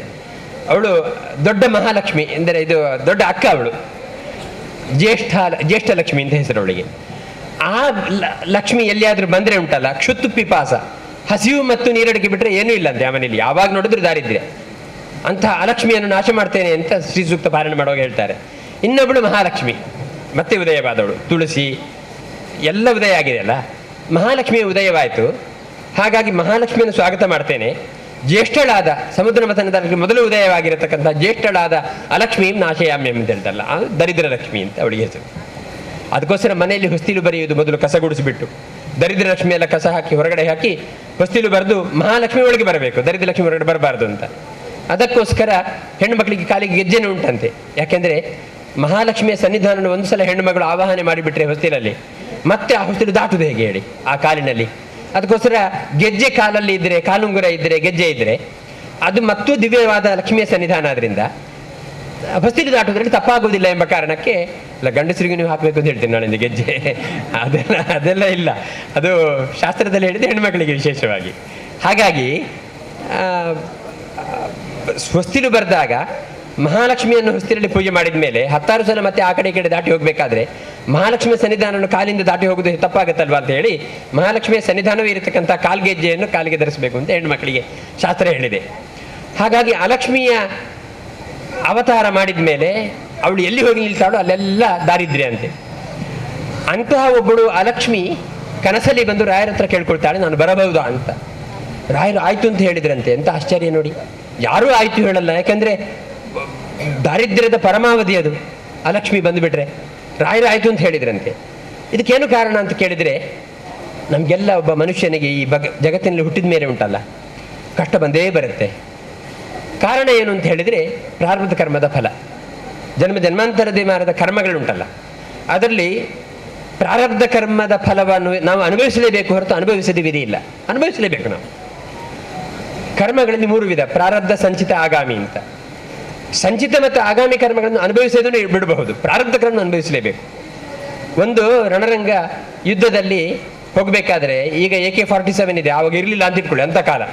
ಅವಾಗ ಏನು ಮಾಡ್ತಿದ್ರು, ಬೆನ್ನ ಹಿಂದೆ ಒಂದು ಚೀಲ ಬೆತ್ತಳಿಕೆ, ಅದರಲ್ಲಿ ಒಂದಷ್ಟು ಬಾಣಗಳನ್ನು ಹಾಕಿಕೊಂಡು ಯುದ್ಧರಂಗಕ್ಕೆ ಹೋಗ್ತಾ ಇದ್ರು. ಆ 10 ಬಾಣಗಳಲ್ಲಿ ಯಾವುದೋ ಒಂದು ಬಾಣವನ್ನು ಯೋಧ ಏನು ಮಾಡಿದ ಅಂದರೆ ಜೋಡಿಸಿಬಿಟ್ಟು ಶತ್ರುವಿನ ಮೇಲೆ ಬಿಡ್ತಾನೆ. ಆ ಬಿಟ್ಟ ಬಾಣ ಉಂಟಲ್ಲ, ಮತ್ತೆ ಅದನ್ನು ವಿದ್ರಾ ಮಾಡ್ಲಿಕ್ಕೆ ಬರುವುದಿಲ್ಲ ಮಧ್ಯದಲ್ಲಿ, ಅಯ್ಯೋ ಬೇಡ ಬೇಡ ಅಂತ ವಿದ್ರಾ ಮಾಡ್ಲಿಕ್ಕೆ ಬರುವುದಿಲ್ಲ, ಅದು ಗಮ್ಯಸ್ಥಾನವನ್ನು ಡೆಸ್ಟಿನೇಷನ್ ಸೇರುತ್ತೆ. ಪ್ರಾರಬ್ಧ ಕರ್ಮ ಅಂದರೆ ಜನ್ಮಾಂತರದ 16 ಕರ್ಮಗಳಲ್ಲಿ ಯಾವುದೋ ಒಂದು ಕರ್ಮವನ್ನು ಹುಟ್ಟಲಿಕ್ಕೆ ಈಗ ಹುಟ್ಟಿದಾಗ ಅನುಭವಿಸಲಿಕ್ಕೆ ಶುರು ಮಾಡಿದ್ದೇವಲ್ಲ, ಅದು ಪ್ರಾರಬ್ಧ ಕರ್ಮ. ಅದನ್ನು ಅಯ್ಯೋ ಬೇಡ ಬೇಡ ಅಂತ ನಿಮಗೆ ಅದನ್ನು ಅನುಭವಿಸದೇ ಇರಲಿಕ್ಕೆ ಬರುವುದಿಲ್ಲ. ಉಳಿದ 9ರಲ್ಲಿ 9ನೇದ್ದು ಉಂಟಲ್ಲ, ಅದು ಆಗಾಮಿ, ಅಂದರೆ ಮುಂದೆ ಬರಬೇಕಾಗಿರುವಂಥದ್ದು. 10 ಆದಮೇಲೆ 9ನೇದು ತೆಗಿತೇವೆ ನಾವು. ಉಳಿದ 8 ಸ್ಟಾಕ್ ಸಂಚಿತ. ಆ ಸಂಚಿತ ಮತ್ತು ಆಗಾಮಿಯನ್ನು ಎಳೆದು ಬಿಸಾಡ್ಬೋದಂತೆ ಬೇಡ ಅಂತ. ಬಿಟ್ಟ ಬಾಣವನ್ನು ಮಾತ್ರ ವಿದ್ರಾ ಮಾಡ್ಲಿಕ್ಕೆ ಆಗುವುದಿಲ್ಲ, ಅನುಭವಿಸಲೇಬೇಕು. ಜನ್ಮಾಂತರದ 16 ಕರ್ಮಗಳಲ್ಲಿ ಯಾವ ಕರ್ಮವನ್ನು ನಾವು ಶುರು ಮಾಡಿದ್ದೇವೆ ಈ ಜನ್ಮದಲ್ಲಿ, ಅದು ಪ್ರಾರಬ್ಧ ಕರ್ಮ. ಅದನ್ನು ಅನುಭವಿಸದೇ ವಿಧಿ ಇಲ್ಲ. ಆದ್ರಿಂದ ನೀವು ಬೇಡ ಅಂತ ಬಿಟ್ಟರೆ ಅದು ಮುಂದಿನ ಜನ್ಮದಲ್ಲಿ ಆದರೂ ಅನುಭವಿಸಲೇಬೇಕು. ಅದಕ್ಕೋಸ್ಕರ ಕೆಲವರು ಎಷ್ಟೇ ಕಷ್ಟ ಆದರೂ ಪರವಾಗಿಲ್ಲ, ಆತ್ಮಹತ್ಯೆ ಮಾಡ್ಕೊಳ್ಳೋದಿಲ್ಲ. ಯಾಕೆಂದರೆ ಪ್ರಾರಬ್ಧ ಅನುಭವಿಸ್ತಾ ಇರಬೇಕಾದ್ರೆ ಆತ್ಮಹತ್ಯೆ ಮಾಡಿಕೊಂಡ್ರೆ ಅಲ್ಲಿವರೆಗೆ ಅನುಭವಿಸೋದಲ್ಲ, ಮುಂದಿನ ಜನ್ಮದಲ್ಲಿ ತಿರುಗ ಕಂಟಿನ್ಯೂ ಆಗುತ್ತೆ ಆ ಕರ್ಮ. ಅದರ ಬದಲಿಗೆ ಬಂದದ್ದೆಲ್ಲ ಬರಲಿ, ಭಗವಂತನ ದಯವಿಂದಿರಲಿ ಅಂತ ಕೆಲವರು ಏನು ಮಾಡ್ತಾರೆ, ಗಟ್ಟಿ ಮನಸ್ಸಿದ್ದವರು ಎಷ್ಟೇ ಕಷ್ಟ ಆದರೂ ಪರವಾಗಿಲ್ಲ ಆತ್ಮಹತ್ಯೆ ಮಾಡ್ಕೊಳ್ಳೋದಿಲ್ಲ. ಯಾಕಂದರೆ ಯಾವ ಕರ್ಮ ಉಂಟು ಅದು ಪೂರ್ತಿ ಈ ಜನ್ಮದಲ್ಲಿ ಅನುಭವಿಸಿಬಿಡೋಣ, ಮುಂದಿನ ಜನ್ಮದಲ್ಲಿ ಅದು ನಮ್ಮದಲ್ಲಿ ಇರೋಣ ಅಂತ. ಹಾಗಾಗಿ ರಾಯರಿಗೆ ಅನಿಸಿತಂತೆ ಯಾವುದೋ ಒಂದು ಕರ್ಮ ಅದು ಮುಕ್ತಿಗೆ ಪ್ರತಿಬಂಧಕ. ನಾವು ಸಾಧನೆ ಮಾಡಲಿಕ್ಕೆ ಯಾವುದು ಪ್ರತಿಬಂಧಕ ಅಂದರೆ ನಮ್ಮ ಕರ್ಮಗಳು ಪ್ರತಿಬಂಧಕ. ಅದಕ್ಕೋಸ್ಕರ ಆಚಾರ್ಯ ಮಧ್ವರು ಹೇಳ್ತಾರೆ, ಕುರು ಭುಂಕ್ಷ್ವಚ ಕರ್ಮ ನಿಜಂ ನಿಯತಂ ಹರಿಪಾದ ವಿನಮ್ರ ಧಿಯಾ ಸತತಂ. ಅಂದರೆ ನಿನ್ನ ಪಾಲಿನ ಕರ್ಮ ಮಾಡು, ಬಂದದ ನುಣ್ಣು, ಹರಿಯ ಚರಣಗಳ ಅರಿವು ತಪ್ಪದಿರಲಿ. ಅರ್ಥಾತ್ ನಾವು ಬೆಳಿಗ್ಗೆ ಪೂಜೆ ಮಾಡಬೇಕಾದ್ರೆ 5 ನಿಮಿಷ ಗಾಯತ್ರಿ ಜಪ ಮಾಡಿ 15 ನಿಮಿಷದ ಪ್ರೇಯರ್ ಉಂಟು, ಪ್ರಾರ್ಥನೆ. ಏನು ಅಂದರೆ ನನ್ನ ಅಕ್ಕಪಕ್ಕದವ್ರ ಮನೆಯಲ್ಲಿ ಕಾರು ಉಂಟು, ಅದು ನನ್ನ ಹತ್ರ ಕಾರ್ ಇಲ್ಲ, ಕಣಿಗೆ ಬಿದ್ದು ಹೋಗಲಿ ಅಂತ ಒಂದು. 2ನೇದು ನನ್ನ ಮಗ ಇಂಜಿನಿಯರಿಂಗ್ ಓದ್ತಾ ಇದ್ದಾನೆ, ಅವನಿಗೆ ಒಂದು ಒಳ್ಳೆ ಜಾಬ್ ಸಿಗಬೇಕು ಅಂತ. 3ನೇದು ನನಗೆ ನಮ್ಮ ಜಾತಿಯಲ್ಲೇ ಒಂದು ಒಳ್ಳೆಯ ಸೊಸೆ ಬರಲಿ ಅಂತ. 4ನೇದು ಆ ಮುಂದೆ ಹುಟ್ಟುವ ಮಗು ಚೆನ್ನಾಗಿರಲಿ ಅಂತ. ಆಮೇಲೆ ಬುದ್ಧಿ ಕೆಟ್ಟು ಹೋಗಿ ಅವರು ವೃದ್ಧಾಶ್ರಮಕ್ಕೆ ಕಳಿಸದಿರಲಿ ಅಂತ. ಈ ಒಂದಷ್ಟು ಪ್ರಾರ್ಥನೆ ನಮ್ದಿದೆ ಅಲ್ಲ. ಹಾಗಾಗಿ ಈ ನಮ್ಮ 5 ನಿಮಿಷದ ಜಪಕ್ಕೆ 15 ನಿಮಿಷದ ಪ್ರಾರ್ಥನೆ ನಮ್ದಿದೆ. ಆ ಪ್ರಾರ್ಥನೆ ಎಷ್ಟು ದೊಡ್ಡದಿದೆ ದಿವಸಕ್ಕೆ ಅದನ್ನೇ ನಿಮ್ಗೆ ಲೆಕ್ಕ ಹಾಕಿ. ಹಾಗಾಗಿ ದೇವರಿಗೆ ಅನಿಸುತ್ತೆ ಈ ಜನ್ಮದಲ್ಲಿ ಇವನು ಬೇಡಿದನೆಲ್ಲ ಕೊಡ್ಲಿಕ್ಕೆ ಸಾಕಾಗುದಿಲ್ಲ ಅಂತ ಮುಂದಿನ ಜನ್ಮದ ಕೊಡ್ತಾನಂತೆ ಅವನಿಗೆ. ಈ ಲಿಸ್ಟ್ ಮುಗಿಯೋದೇ ಇಲ್ಲ ಇವನು. ಅದಕ್ಕೋಸ್ಕರ ಈ ಕರ್ಮವನ್ನು ಪರಿಹಾರ ಮಾಡಲಿಕ್ಕೆ ಸಾಕಾಗುದಿಲ್ಲ ಅಂತ, ಲಿಸ್ಟ್ ಫುಲ್ಫಿಲ್ ಮಾಡಲಿಕ್ಕೆ ಆಗೋದಿಲ್ಲ ಅಂತ ಮುಂದಿನ ಜನ್ಮ ಕೊಡ್ತಾನಂತೆ. ಆವಾಗಾದ್ರೆ ಸುಮ್ಮನೆ ಇರ್ತೇವ? ಆವಾಗ ಲಿಸ್ಟ್ ಕೊಡುವುದು ನಾವು ಅದಕ್ಕೆ ಮುಂದಿನ ಜನ್ಮ. ಹಾಗಾಗಿ ಆಚಾರ್ಯ ಮಧ್ವರು ಹೇಳಿದ್ರು, ದೇವರ ಹತ್ರ ಕೇಳುವುದಕ್ಕಿಂತ ಹೆಚ್ಚು ಪ್ರಾರ್ಥನೆ ಮಾಡೋದು ಒಳ್ಳೇದು ಅಂತ. ಕುರು ಭುಂಕ್ಷ್ವಚ ಕರ್ಮ, ನಿನ್ನ ಪಾಲಿನ ಕರ್ಮ ಮಾಡು. ಏನು ಹೊಸ್ತಿಲು ಬರೀಬೇಕು, ದೇವ್ರ ಪೂಜೆ ಮಾಡ್ಬೇಕಾ, ಪ್ರಾರ್ಥನೆ ಮಾಡ್ಬೇಕಾ, ಎಲ್ಲ ಮಾಡ್ತಾ ಇರು. ಅದಕ್ಕೆ ಇದೇ ಫಲ ಕೊಡಬೇಕು ಅಂತ ಕೇಳಬೇಡ. ಯಾಕೆ? ದೇವ್ರಿಗೆ ಗೊತ್ತು ಏನು ಕೊಡಬೇಕು ಅಂತ. ಅದನ್ನು ಅವರೇ ಕೊಡ್ತಾರೆ. ಆದ್ರಿಂದ ನೀನು ದೇವರಿಗೆ ಹೇಳಿ ಕೊಡೋದು ಬೇಡ, ನನಗೆ ಇಂಥ ಫಲ ಬೇಕು ಅಂತ. ಯಾಕಂದ್ರೆ ಫಲಗಳಲ್ಲಿ ಇಷ್ಟ ಬೇರೆ ಹಿತ ಬೇರೆ ಅಂತ. ಕೆಲವೊಮ್ಮೆ ನಾವು ಇಷ್ಟವಾದನ್ನು ಕೇಳ್ತೇವೆ, ಅದು ಹಿತ ಆಗಿರುವುದಿಲ್ಲ. ಮಗುವಿಗೆ ಕಲಸಕ್ಕರೆ ಬೆಲ್ಲ ಭಾರಿ ಇಷ್ಟ, ಆದರೆ ಅದು ಹಿತ ಅಲ್ಲ, ಹೊಟ್ಟೆ ನೋವು ಶುರು ಆಗುತ್ತೆ. ಕಹಿಬೇವಿನ ಕಷಾಯ ಅದು ಇಷ್ಟ, ಹಿತ, ಆದರೆ ಇಷ್ಟ ಅಲ್ಲ. ಇಷ್ಟವಾದದೆಲ್ಲ ಹಿತ ಆಗುತ್ತೆ ಅಂತಿಲ್ಲ, ಹಿತವಾದದಲ್ಲಿ ಇಷ್ಟ ಆಗುತ್ತೆ ಅಂತಿಲ್ಲ. ನಾವು ಕೇಳೋದು ನಮಗೆ ಇಷ್ಟವಾದದನ್ನು. ಅದಕ್ಕೆ ಆಚಾರ್ಯ ಮಧ್ವರು ಹೇಳಿದರು, ಕೇಳಕ್ ಹೋಗ್ಬೇಡಪ್ಪ, ನಿನ್ನ ಕೆಲಸ ನೀನು ಮಾಡ್ತಾ ಇರು, ನಿನ್ನ ಪಾಲಿನ ಕರ್ಮ ಮಾಡು, ಬಂದದನ್ನು ಏನು ಕೊಡ್ತಾ ಅವ್ರು ದೇವರು ಕೊಟ್ಟದನ್ನು ತಿನ್ನು. ಹರಿಯ ಚರಣಗಳ ಅರಿವು ತಪ್ಪುವುದಿಲ್ಲ. ಯಾವಾಗಲೂ ನಿರಂತರ ಭಗವಂತನ ಸ್ಮರಣೆ ಇದ್ರೆ ಸಾಕು ಅಂತ. ಹೀಗೆ ಲಿಸ್ಟ್ ಕೊಡದೇ ಇರುವುದೇ ಒಳ್ಳೇದು ಅಂತ ಹೇಳ್ತಾರೆ. ಲಿಸ್ಟ್ ಕೊಟ್ಕೊಂಡು ಆ ಜನ್ಮದಲ್ಲಿ ಆಗುದಿಲ್ಲ ಅಂತ ಬಾಕಿ ಇರೋದು ಮುಂದಿನ ಜನ್ಮ, ಅದರಲ್ಲಿ ಆಗುದಿಲ್ಲ ಮುಂದಿನ ಜನ್ಮ. ಹಾಗಾದ್ರೆ ನಾವು ಮತ್ತೆ ಸಾಧನೆ ಮಾಡಿ ಮೋಕ್ಷಕ್ಕೆ ಹೋಗ್ಲಿಕ್ಕೆ ಆಗುದಿಲ್ಲ, ಪ್ರಾರಬ್ಧ ಕ್ರಮಕ್ಕೆ ಅಡ್ಡ ಬರ್ತವೆ. ಅದಕ್ಕೆ ರಾಯರು ಯೋಚನೆ ಮಾಡಿದ್ರು, ಯಾವತ್ತಾದ್ರೂ ಒಂದು ದಿವಸ ನಾನು ದರಿದ್ರ ಲಕ್ಷ್ಮಿಯ ಶಾಪವನ್ನು ತಿನ್ನಲೇಬೇಕು ಅಂತ ಆಗಿದ್ದೌದ್ರೆ ಈ ಜನ್ಮದಲ್ಲಿ ತಿಂದುಬಿಡ್ತೇನೆ ಅಂತ ಹೇಳಿ ಸ್ವಾಗತ ಮಾಡಿದರು ದರಿದ್ರ ಲಕ್ಷ್ಮಿಯನ್ನು. ಆವತ್ತಿನಿಂದ ಏನಾಯ್ತು ಗೊತ್ತೋ? ದಟ್ಟ ದಾರಿದ್ರ್ಯ, ಕೆಟ್ಟ ಬಡತನ. ಹಾಗಾಗಿ ರಾಯರ ಸ್ತೋತ್ರದಲ್ಲಿ ಅವರು ಹೇಳ್ತಾರೆ, ತೈಲಾಭ್ಯಂಗಂ ವತ್ಸರಸ್ಯ ಐಕವಾರಂ ನೈತಸ್ಯಾಸ್ತಿ ಪ್ರಾಜ್ಯ ಮಾಧ್ಯಮ ಕಥಂ ಸ್ಯಾತ್. ವರ್ಷಕ್ಕೊಂದ್ಸಲ ದೀಪಾವಳಿಗೆ ನರಕ ಚತುರ್ದಶಿಗೆ ಎಣ್ಣೆ ನೀರು ಹಚ್ಕೊಂಡು ಸ್ನಾನ ಮಾಡ್ತೇವಲ್ಲ, ಎಣ್ಣೆ ನೀರು ಮಾಡಲಿಕ್ಕೆ ಸ್ನಾನ ಮಾಡಲಿಕ್ಕೆ ಅವಕಾಶ ಇಲ್ಲದಿರುವಂತಹ ಒಂದು ದಾರಿದ್ರ್ಯ ಪೂರ್ವಾಶ್ರಮದಲ್ಲಿ ವೆಂಕಣ್ಣನಿಗಿತ್ತಂತೆ. ತೈಲಾಭ್ಯಂಗಂ ವತ್ಸರಸ್ಯ ಏಕವಾರಂ ಅಪಿ ನಾಸ್ತಿ ಪ್ರಾಜ್ಯ ಮಾಧ್ಯಮ ಕಥಂ. ಊಟಕ್ಕೆ ಒಳ್ಳೆ ತುಪ್ಪ ಹಾಕೊಂಡು ತಿನ್ನೋದು ಎಲ್ರಿ ಗತಿ. ಮೈಗೆ ವರ್ಷಕ್ಕೊಂದ್ಸಲ ಹಚ್ಕೊಳ್ಳೋಕೆ ಎಣ್ಣೆ ಇಲ್ಲದವರು ಪ್ರಾಜ್ಯ ಮಾಧ್ಯಮ ಕಥಂ ಸ್ಯಾತ್, ಭೂರಿ ಭೋಜನಕ್ಕೆ ಬೇಕಾದ ತುಪ್ಪ ಹಾಕೊಂಡು ಊಟ ಮಾಡುವ ಯೋಗ್ಯತೆ ಎಲ್ಲಿದೆ? ಅಂತಹ ದಾರಿದ್ರ್ಯ ರಾಯರಿಗೆ ಬಂತು, ಪುರಾಶ್ರಮದಲ್ಲಿ ವೆಂಕಣ್ಣನಿಗೆ ಬಂತು. ಹಾಗಾಗಿ ಅನುಭವಿಸಿದ್ರು ಅವರು. ಎಲ್ಲಿವರೆಗೆ ಅಂದರೆ ಅವ್ರ ಬಗ್ಗೆ ಹೇಳಬೇಕಾದ್ರೆ ಹೇಳ್ತಾರೆ, ಏನು ಚಿನ್ನೆ ಪಾತ್ರೆ ಭಿನ್ನ ವಸ್ತ್ರೆ ಅಂತ, ಚಿನ್ನೆ ಪಾತ್ರೆ ಭಿನ್ನ ವಸ್ತ್ರೆ ವಿಧುಯ ಅಂತ ಒಂದು ಮಾತಿದೆ. ಅಂದರೆ ಆ ರಾಯರ ಮನೆಯಲ್ಲಿ ಒಂದು ಲೋಟ ಮತ್ತು ಒಂದು ತಟ್ಟೆ ಇತ್ತಂತೆ ವೆಂಕಣ್ಣನ ಮನೆಯಲ್ಲಿ. ಒಂದು ದಿವಸ ಕಳ್ಳರು ಅದನ್ನು ಕದ್ಕೊಂಡು ಹೋಗ್ಬಿಟ್ರಂತೆ. ಅದು ಪಾತ್ರೆ ಆದರೂ ಸರಿ ಇದೆಯೋ ಅಂತ ಕೇಳಿದರೆ ಅದು ಭಿನ್ನ ಪಾತ್ರ, ಅಂದರೆ ಹೊಟ್ಟೆಯಾದ ಪಾತ್ರ ಅಂತೆ ಅದು. ಅದನ್ನಾದರೂ ಒಂದು ನೀರು ಕುಡಿಲಿಕ್ಕೆ ಸ್ವಲ್ಪ ಕಷ್ಟಪಟ್ಟು ಕುಡಿತಿದ್ರಂತೆ, ಅದನ್ನು ತಂದುಕೊಂಡು ಹೋಗ್ಬಿಟ್ರಂತೆ. ಆಮೇಲೆ ಬಟ್ಟೆ, ಒಂದು ಹರ್ಕಟ್ಟು ಬಟ್ಟೆ ಇತ್ತಂತೆ, ಅದನ್ನು ತಗೊಂಡು ಹೋಗ್ಬಿಟ್ರಂತೆ. ಹೆಂಡತಿ ಹೇಳಿದ್ರಂತೆ, ಅಲ್ರಿ ಇದಕ್ಕೂ ಸುಮ್ಮನೆ ಇರ್ತೀರಲ್ರಿ ನೀವು, ಇದ್ದದ್ದೇ ಒಂದು ಹಳೆ ಬಟ್ಟೆ, ಒಂದು ಹೊಟ್ಟೆ ಪಾತ್ರೆ ಕದ್ಕೊಂಡು ಹೋದಾಗ ಅವರಿಗೆ ಶಾಪ ಕೊಡೋದು ಸುಮ್ಮನೆ ಆಗಿಬಿಟ್ಟಿದ್ದೀರಲ್ರಿ ನೀವು ಅಂತ ಹೇಳಿದರೆ ಅವ್ರು ಹೇಳ್ತಾರಂತೆ, ಬಹುಶಃ ನನಗಿಂತೂ ಕಷ್ಟ ಇದ್ದವನು ಒಬ್ಬ ಇದ್ದಾನೆ, ಅವ್ನು ಕಟ್ಟೋಗಿರ್ಬೋದು, ನೀನು ಬೇಜಾರು ಮಾಡ್ಕೊಬೇಡ ಅಂತ ಸಮಾಧಾನ ಮಾಡ್ತಾರಂತೆ. ಹಾಗಾದ್ರೆ ಎಂಥ ರಾಯರುತ್ತೆ ಆಗ. ಎಲ್ಲಿವರೆಗೆ ಅಂದರೆ ಅವರು ಗ್ರಂಥ ಬರೀಬೇಕಾಗಿತ್ತಲ್ಲ, ಆ ಗ್ರಂಥ ಬರೀಬೇಕಾದ್ರೆ ದೀಪ ಎಲ್ಲ ಇಲ್ಲ, ಬಡತನ, ಎಳ್ಳೆಣ್ಣೆ ತಂದು ದೀಪ ಹಚ್ಚುವಷ್ಟು ಇಲ್ಲ. ಅದಕ್ಕೇನು ಮಾಡೋದು ಅಂದರೆ ಹಗಲಿಡೀ ತರಗೆಲೆ ಒಟ್ಟು ಮಾಡೋದಂತೆ. ರಾತ್ರಿ ತರಗೆಲೆಗೆ ಬೆಂಕಿ ಕೊಟ್ಟು ತಾಳೆಗರಿಯ ಗ್ರಂಥದಲ್ಲಿ ಗ್ರಂಥ ರಚನೆ ಮಾಡಿದ್ದಾರೆ. ಅದ್ಭುತವಾದ ಗ್ರಂಥ, ಪರಿಮಳ, ಗೀತಾಭಿವೃದ್ಧಿ, ಎಂತೆಂಥ ಗ್ರಂಥಗಳನ್ನು ಬರೆದಿದ್ದಾರೆ. ಅಂಥ ಬಡತನ ಅವರಿಗೆ. ಆ ಬಡತನ ಎಲ್ಲಿವರೆಗೆ ಅಂದರೆ ಪಾಪ ಮನೇಲಿ ಊಟಕ್ಕೆ ಗತಿ ಇಲ್ಲ. ಕೊನೆಗೆ ಯಾರಾದರೂ ಕರೆದ್ರೆ ಊಟಕ್ಕೆ ಹೋಗುದು. ಕೊನೆಗೆ ಒಬ್ಬ ಕರೆದಂತೆ ಊಟಕ್ಕೆ, ರಾಯರ ಪಾಂಡಿತ್ಯ, ಅವರ ತಪಸ್ಸು ಗೊತ್ತಿಲ್ಲ ಅವನಿಗೆ. ಒಬ್ಬ ಕರೆದು ಆ ಊಟದ ಮನೆಯಲ್ಲಿ ಏನೊಂದು ದೊಡ್ಡ ಕಾರ್ಯಕ್ರಮ, ಅದಕ್ಕೆ ಗಂಧ ತೆಯ್ಯಬೇಕಾಗಿತ್ತಂತೆ. ಆ ಗಂಧ ತೆಯ್ಯಬೇಕಾದ್ರೆ ಆ ಪುರೋಹಿತರು ಕೆಲಸ ಅದು ನಿಜವಾಗ್ಲು. ಅವ್ರೇನು ಮಾಡಿದರು, ಸುಮ್ಮನೆ ಯಾಕೆ ಕಷ್ಟಪಡಬೇಕು ಅಂತ ಹೇಳಿದ್ರು, ವೆಂಕಣ್ಣ ನೀನು ಗಂಧ ತೆಯ್ಯಪ್ಪ, ಇಲ್ಲಿ ಸುಮ್ಮನೆ ಬಿಟ್ಟಿ ಊಟ ಮಾಡ್ಕೊಂಡು ಹೋಗಬೇಡ, ಗಂಧ ತೆಯ್ಯಪ್ಪ ಅಂತ ಹೇಳಿದರು. ಪಾಪ ದೊಡ್ಡ ವಿದ್ವಾಂಸರು ಅವಮಾನ ಸಹಿಸಿಕೊಂಡು ಗಂಧ ತೆಯ್ದರು. ತೆಯ್ಯಬೇಕಾದ್ರೆ ಅಗ್ನಿ ಸೂಕ್ತ ಪಠಣ ಮಾಡಿ ಗಂಧ ತೆಯ್ದಿದ್ದಾರೆ. ಹಚ್ಕೊಂಡವರಿಗೆ ಮೈ ಉರಿ ಎದ್ದು ಓಡೋದೇ ಬಾಕಿ. ಕೊನೆಗೆ ಅವರೇ ಮತ್ತೆ ಹೇಳ್ತಾರೆ, ಇವತ್ತು ಯಾರು ಗಂಧ ತೆಗೆದು ಬ್ರಾಹ್ಮಣನನ್ನು ಕರೀರಿ ಸ್ವಲ್ಪ ಅಂತ ಕರೆದ್ರು. ವೆಂಕಣ್ಣನನ್ನು ಕರೆದಾಗ ಹೇಳಿದರು, ನನಗೆ ಗೊತ್ತಿದ್ದು ಮಾಡಿದ್ದಲ್ಲ, ನಾನು ಪ್ರತಿನಿತ್ಯ ನನ್ನ ಕೆಲವು ಸೂಕ್ತಗಳು ಪಾರಾಯಣಕ್ಕೆ ಇರ್ತವೆ. ಆವತ್ತು ನಾನು ಗಂಧ ತೆಯ್ಯಬೇಕಾದ್ರೆ ಅಗ್ನಿ ಸೂಕ್ತ ಪಾರಾಯಣ ಮಾಡಿಬಿಡ್ತೇನೆ, ತಪ್ಪಾಯಿತು ಅಂತ ಹೇಳಿ ತಿರ್ಗಾ ವರ್ಣ ಸೂಕ್ತದಿಂದ ಗಂಧವನ್ನು ತೆಗೆದು ಅದನ್ನು ಕೊಟ್ಟ ಮೇಲೆ ಎಲ್ರಿಗೂ ಉಪಶಮನ ಆಯ್ತು. ಅಂತಹ ಪಾಂಡಿತ್ಯ. ಅಂತಹ ಈ ವೆಂಕಣ್ಣನ ಮಗನಿಗೆ ಉಪನಯನ ಮಾಡುವ ಸಂದರ್ಭ ಬಂತು. ಆವಾಗೆಲ್ಲ ಸಕಾಲದಲ್ಲಿ ಉಪನಯನ ಮಾಡೋದು, ಈಗೆಲ್ಲ ಮದುವೆ ಮುಂಚಿನ ದಿವಸ ಮಾಡಿದ್ರೆ ಆಯ್ತಲ್ಲ. ಆದರೆ ಆಗ ಸ್ವಲ್ಪ ನಿಷ್ಠೆ ಇಟ್ಕೊಂಡಿದ್ರು. ಮದುವೆ ಮುಂಚಿನ ದಿವಸ ಮಾಡಿದ್ರೆ ಬ್ರಾಹ್ಮಣ ಅಂತ ಗೊತ್ತಾಗೋದಿಲ್ಲ ಅಂತ ಹಿಂದಿನ ದಿವಸ ಮಾಡುವ ಕ್ರಮ ಉಂಟು. ಆವಾಗ ಹಾಗಲ್ಲ, ಗರ್ಭಾಟಪದಲ್ಲೇ ಮಾಡಬೇಕು ಅಂತ ಒಂದು ಆಸೆ ಇತ್ತು. ಒಂದು 7 ವರ್ಷ ಹತ್ರ ಆಗಬೇಕಾದ್ರೆ ಶುರು ಮಾಡೋದು, ಉಪನಯನ ಮಾಡಲೇಬೇಕು ಅಂತ ಒಂದು ಆಸೆ ಇತ್ತು ಅವರಿಗೆ. ಹಾಗಾಗಿ ಸರಿಯಾದ ಕಾಲದಲ್ಲೇ ಉಪನಯನ ಮಾಡಬೇಕು ಅಂತ ಹೇಳುವ ಕಾರಣಕ್ಕೆ ಪ್ರಯತ್ನ ಮಾಡಿದರೆ ದುಡ್ಡಿಲ್ಲ. ರಾಯರಿಗೆ, ವೆಂಕಣ್ಣನಿಗೆ ಮಾಶಾಸನ ಅಂತ ಬರ್ತಾ ಇತ್ತು. ಹಿಂದೆಲ್ಲ ಏನು ಅಂದರೆ, ದೊಡ್ಡ ಪಂಡಿತರಾಗಿದ್ದರೆ ಕೆಲವು ಆಸ್ಥಾನದ ಶ್ರೀಗಳು ಯತಿಗಳೆಲ್ಲ ಆ ಪಂಡಿತನಿಗೆ ಪ್ರತಿ ತಿಂಗಳು ಕೂಡ ಮಾಶಾಸನ ಅಂತ ಗೌರವಧನ ಅಂತ ಕೊಡ್ತಾ ಇದ್ರು. ಹಾಗೆ ವ್ಯಾಸರಾಜರ ಆಶ್ರಮದಿಂದ, ಕುಂಭಕೋಣಂನಲ್ಲಿ ಇರತಕ್ಕಂಥ ವ್ಯಾಸರಾಜರ ಸಂಸ್ಥಾನದಿಂದ ಪ್ರತಿ ತಿಂಗಳು ಕೂಡ ವೆಂಕಣ್ಣನಿಗೆ ಒಂದಷ್ಟು ಪಗಾರ ಬರ್ತಾ ಇತ್ತು. ಈ ಗ್ರಾಚಾರಕ್ಕೆ ಯಾವಾಗ ದರಿದ್ರ ಲಕ್ಷ್ಮಿ ಪ್ರವೇಶ ಮಾಡಿದ್ಲಲ್ಲ, ಈ ವ್ಯಾಸರಾಜರಿಗೆ ಮರ್ತೇ ಹೋಗಿದೆ. ತಿಂಗಳು ಕಳಿಸ್ಬೇಕಂತ ಮರ್ತು ಹೋಗಿದೆ. ಗ್ರಾಚಾರಕ್ಕೆ ಅವರು ಕಳಿಸ್ತಾನೂ ಇಲ್ಲ. ಏನು ಮಾಡಬೇಕು ಪಾಪ ವೆಂಕಣ್ಣ? ಕೇಳಲಿಕ್ಕೆ ದಾಕ್ಷಿಣ್ಯ. ಪ್ರತಿ ವರ್ಷ ಕಳಿಸ್ತಾ ಇದ್ರಿ ಗುರುಗಳೇ, ತಿಂಗಳಿಗೆ ಒಂದು 10 ಪಗಾರವೋ ಒಂದು ವರಾಹ ನಾಣ್ಯವೋ ಕಳಿಸ್ತಾ ಇದ್ರಿ, ಈಗ ಅದು ಬರ್ತಾ ಇಲ್ಲ ಅಂತ ಹೇಗೆ ಹೇಳೋದು? ಹೇಳಲೇ ಇಲ್ಲ ಅವರು. ಕಷ್ಟಪಟ್ಟು ನೀರು ಕುಡಿದು, ಹೊಟ್ಟೆಗೆ ಊಟ ಇಲ್ಲದೆ ನೀರು ಕುಡಿದು ಬದುಕಿದವರು ರಾಯರು. ಅವ್ರ ಹೆಂಡತಿಯು ಅಷ್ಟೇ ಕಷ್ಟಪಟ್ಟಳು ಪಾಪ. ಕೊನೆಗೆ ಉಪನಯನ ಮಾಡಲಿಕ್ಕೆ ಏನು ಬೇಕು? ಕೊನೆಗೆ ಆ ಊರಲ್ಲಿ ಒಬ್ಬರು ವೈಶ್ಯರಿದ್ರು, ಶ್ರೇಷ್ಠರು. ಅವ್ರ ಹತ್ರ ಸ್ವಲ್ಪ ದುಡ್ಡು ತಗೊಂಡ್ರು. ನೋಡಪ್ಪ, ಬ್ರಾಹ್ಮಣನಾಗಿ ಹುಟ್ಟಿದ್ದೇನೆ, ನನ್ನ ಮಗ ಲಕ್ಷ್ಮೀನಾರಾಯಣನಿಗೆ ಉಪನಯನ ಮಾಡಲೇಬೇಕಾಗಿದೆ, ನೂಲ ಮದ್ಮೆ ಮಾಡಲೇಬೇಕಾಗಿದೆ, ಏನೂ ಇಲ್ಲ ನನ್ನ ಕೈಯಲ್ಲಿ, ಏನಾದರೂ ಸ್ವಲ್ಪ ಸಾಲ ಕೊಟ್ಟರೆ ಒಳ್ಳೇದಿತ್ತು ಅಂತ. ಆಯಿತು, ಕೊಡ್ತೇನೆ, ನನಗೆ ಸಕಾಲದಲ್ಲಿ ವಾಪಸ್ ಕೊಡಬೇಕು ಮಾತ್ರ ಅಂತ ಹೇಳಿ ಕಂಡೀಷನ್ ಕೊಟ್ಟರೆ ಉಪನಯನ ಏನೋ ಮಾಡಿಬಿಟ್ರು. ದುಡ್ಡು ಕೊಡ್ಲಿಕ್ಕೆ, ವಾಪಸ್ ಕೊಡ್ಲಿಕ್ಕೆ ದುಡ್ಡಿಲ್ಲ. ಅವನು ಪಿರಿಪಿರಿ ಮಾಡ್ಲಿಕ್ಕೆ ಶುರು ಮಾಡಿದ. ಪ್ರತಿನಿತ್ಯ ಮನೆಗೆ ಬರೋದು ಶ್ರೇಷ್ಠಿ, ಬಂದು ಕೊಡ್ತೀರಾ ಇಲ್ವಾ ದುಡ್ಡು ಅಂತ ಜೋರು ಮಾಡೋದು. ಆದರೆ ತಗೊಂಡೋಗ್ಲಿಕ್ಕೆ ಏನೂ ಇಲ್ಲ. ಸೀಜ್ ಮಾಡೋಣ ಏನಾದರೂ ಆಸ್ತಿ ಅಂತ ಹೇಳಿದರೆ ಹೊಟ್ಟೆ ಪಾತ್ರೆ ಹೋಗ್ಬಿಟ್ಟಿದೆ. ಹಾಗಾಗಿ ಸೀಜ್ ಮಾಡಲಿಕ್ಕೆ ಏನೂ ಇಲ್ಲ ರಾಯರ ಹತ್ರ. ಉಟ್ಟ ಬಟ್ಟೆಯು ಕೂಡ ಹರ್ಕಟ್ಟು ಬಟ್ಟೆ, ಅದು ಏನೂ ಬೈತು ಹೋಗ್ತಾ ಇದೆ ಅಷ್ಟೇ. ಇದೆಲ್ಲ ಆದದ್ದು ದರಿದ್ರ ಲಕ್ಷ್ಮಿಯ ಪ್ರವೇಶದಿಂದ. ಅಬ್ಬಾ ಎಷ್ಟು ಕಷ್ಟಪಟ್ಟಿದ್ದಾರೆ ರಾಯರು ಅಂತ ಹೇಳಿದರೆ, ನಮ್ಮ ಮನುಷ್ಯಾದವರಿಗೆ ಆ ಕಷ್ಟ ನೆನಪಿಸಿಕೊಳ್ಳಿಕ್ಕೆ ಸಾಧ್ಯ ಇಲ್ಲ ಅಂತ ಘೋರವಾದ ದಾರಿದ್ರ್ಯವನ್ನು ಅನುಭವಿಸಿದವರು ವೆಂಕಣ್ಣ, ಪೂರ್ವಾಶ್ರಮದ ವೆಂಕಣ್ಣ ಭಟ್ರು. ಕೊನೆಗೊಂದು ದಿವಸ ಪ್ರಾರಬ್ಧ ಕ್ರಮ ಮುಗಿಯಿತು, ಅವಳು ಹೊರಡಲಿಕ್ಕೆ ಸಿದ್ಧಳಾದ್ಲು. ಆಶ್ಚರ್ಯ ಅಂದರೆ, ಆವತ್ತು ವ್ಯಾಸರಾಜನ ನೆನಪಾಯಿತು, ಈಗ ಮಾಶಾಸನ ಕೊಡಬೇಕು ಅಂತ. ಆವತ್ತಿನಿಂದ ಪಗಾರ ತಿಂಗಳಿಗೆ ಬರಲಿಕ್ಕೆ ಶುರು ಆಯಿತು, ಮಾಶಾಸನ. ಆ ಮಧ್ಯದಲ್ಲಿ ವೈಶ್ಯ ಏನು ಹೇಳಿದ ಅಂದರೆ, ನಾನು ಯಾವುದೋ ಒಂದು ಸಂಕಲ್ಪ ಇಟ್ಕೊಂಡಿದ್ದೆ ವೆಂಕಣ್ಣ ಭಟ್ರೆ, ಅದು ಆದರೆ ನಿಮ್ಮ ಹತ್ರ ದುಡ್ಡು ಕೇಳಲಿಕ್ಕಿಲ್ಲ ಅಂತ ಇಟ್ಕೊಂಡು ಬಿಟ್ಟಿದ್ದೆ.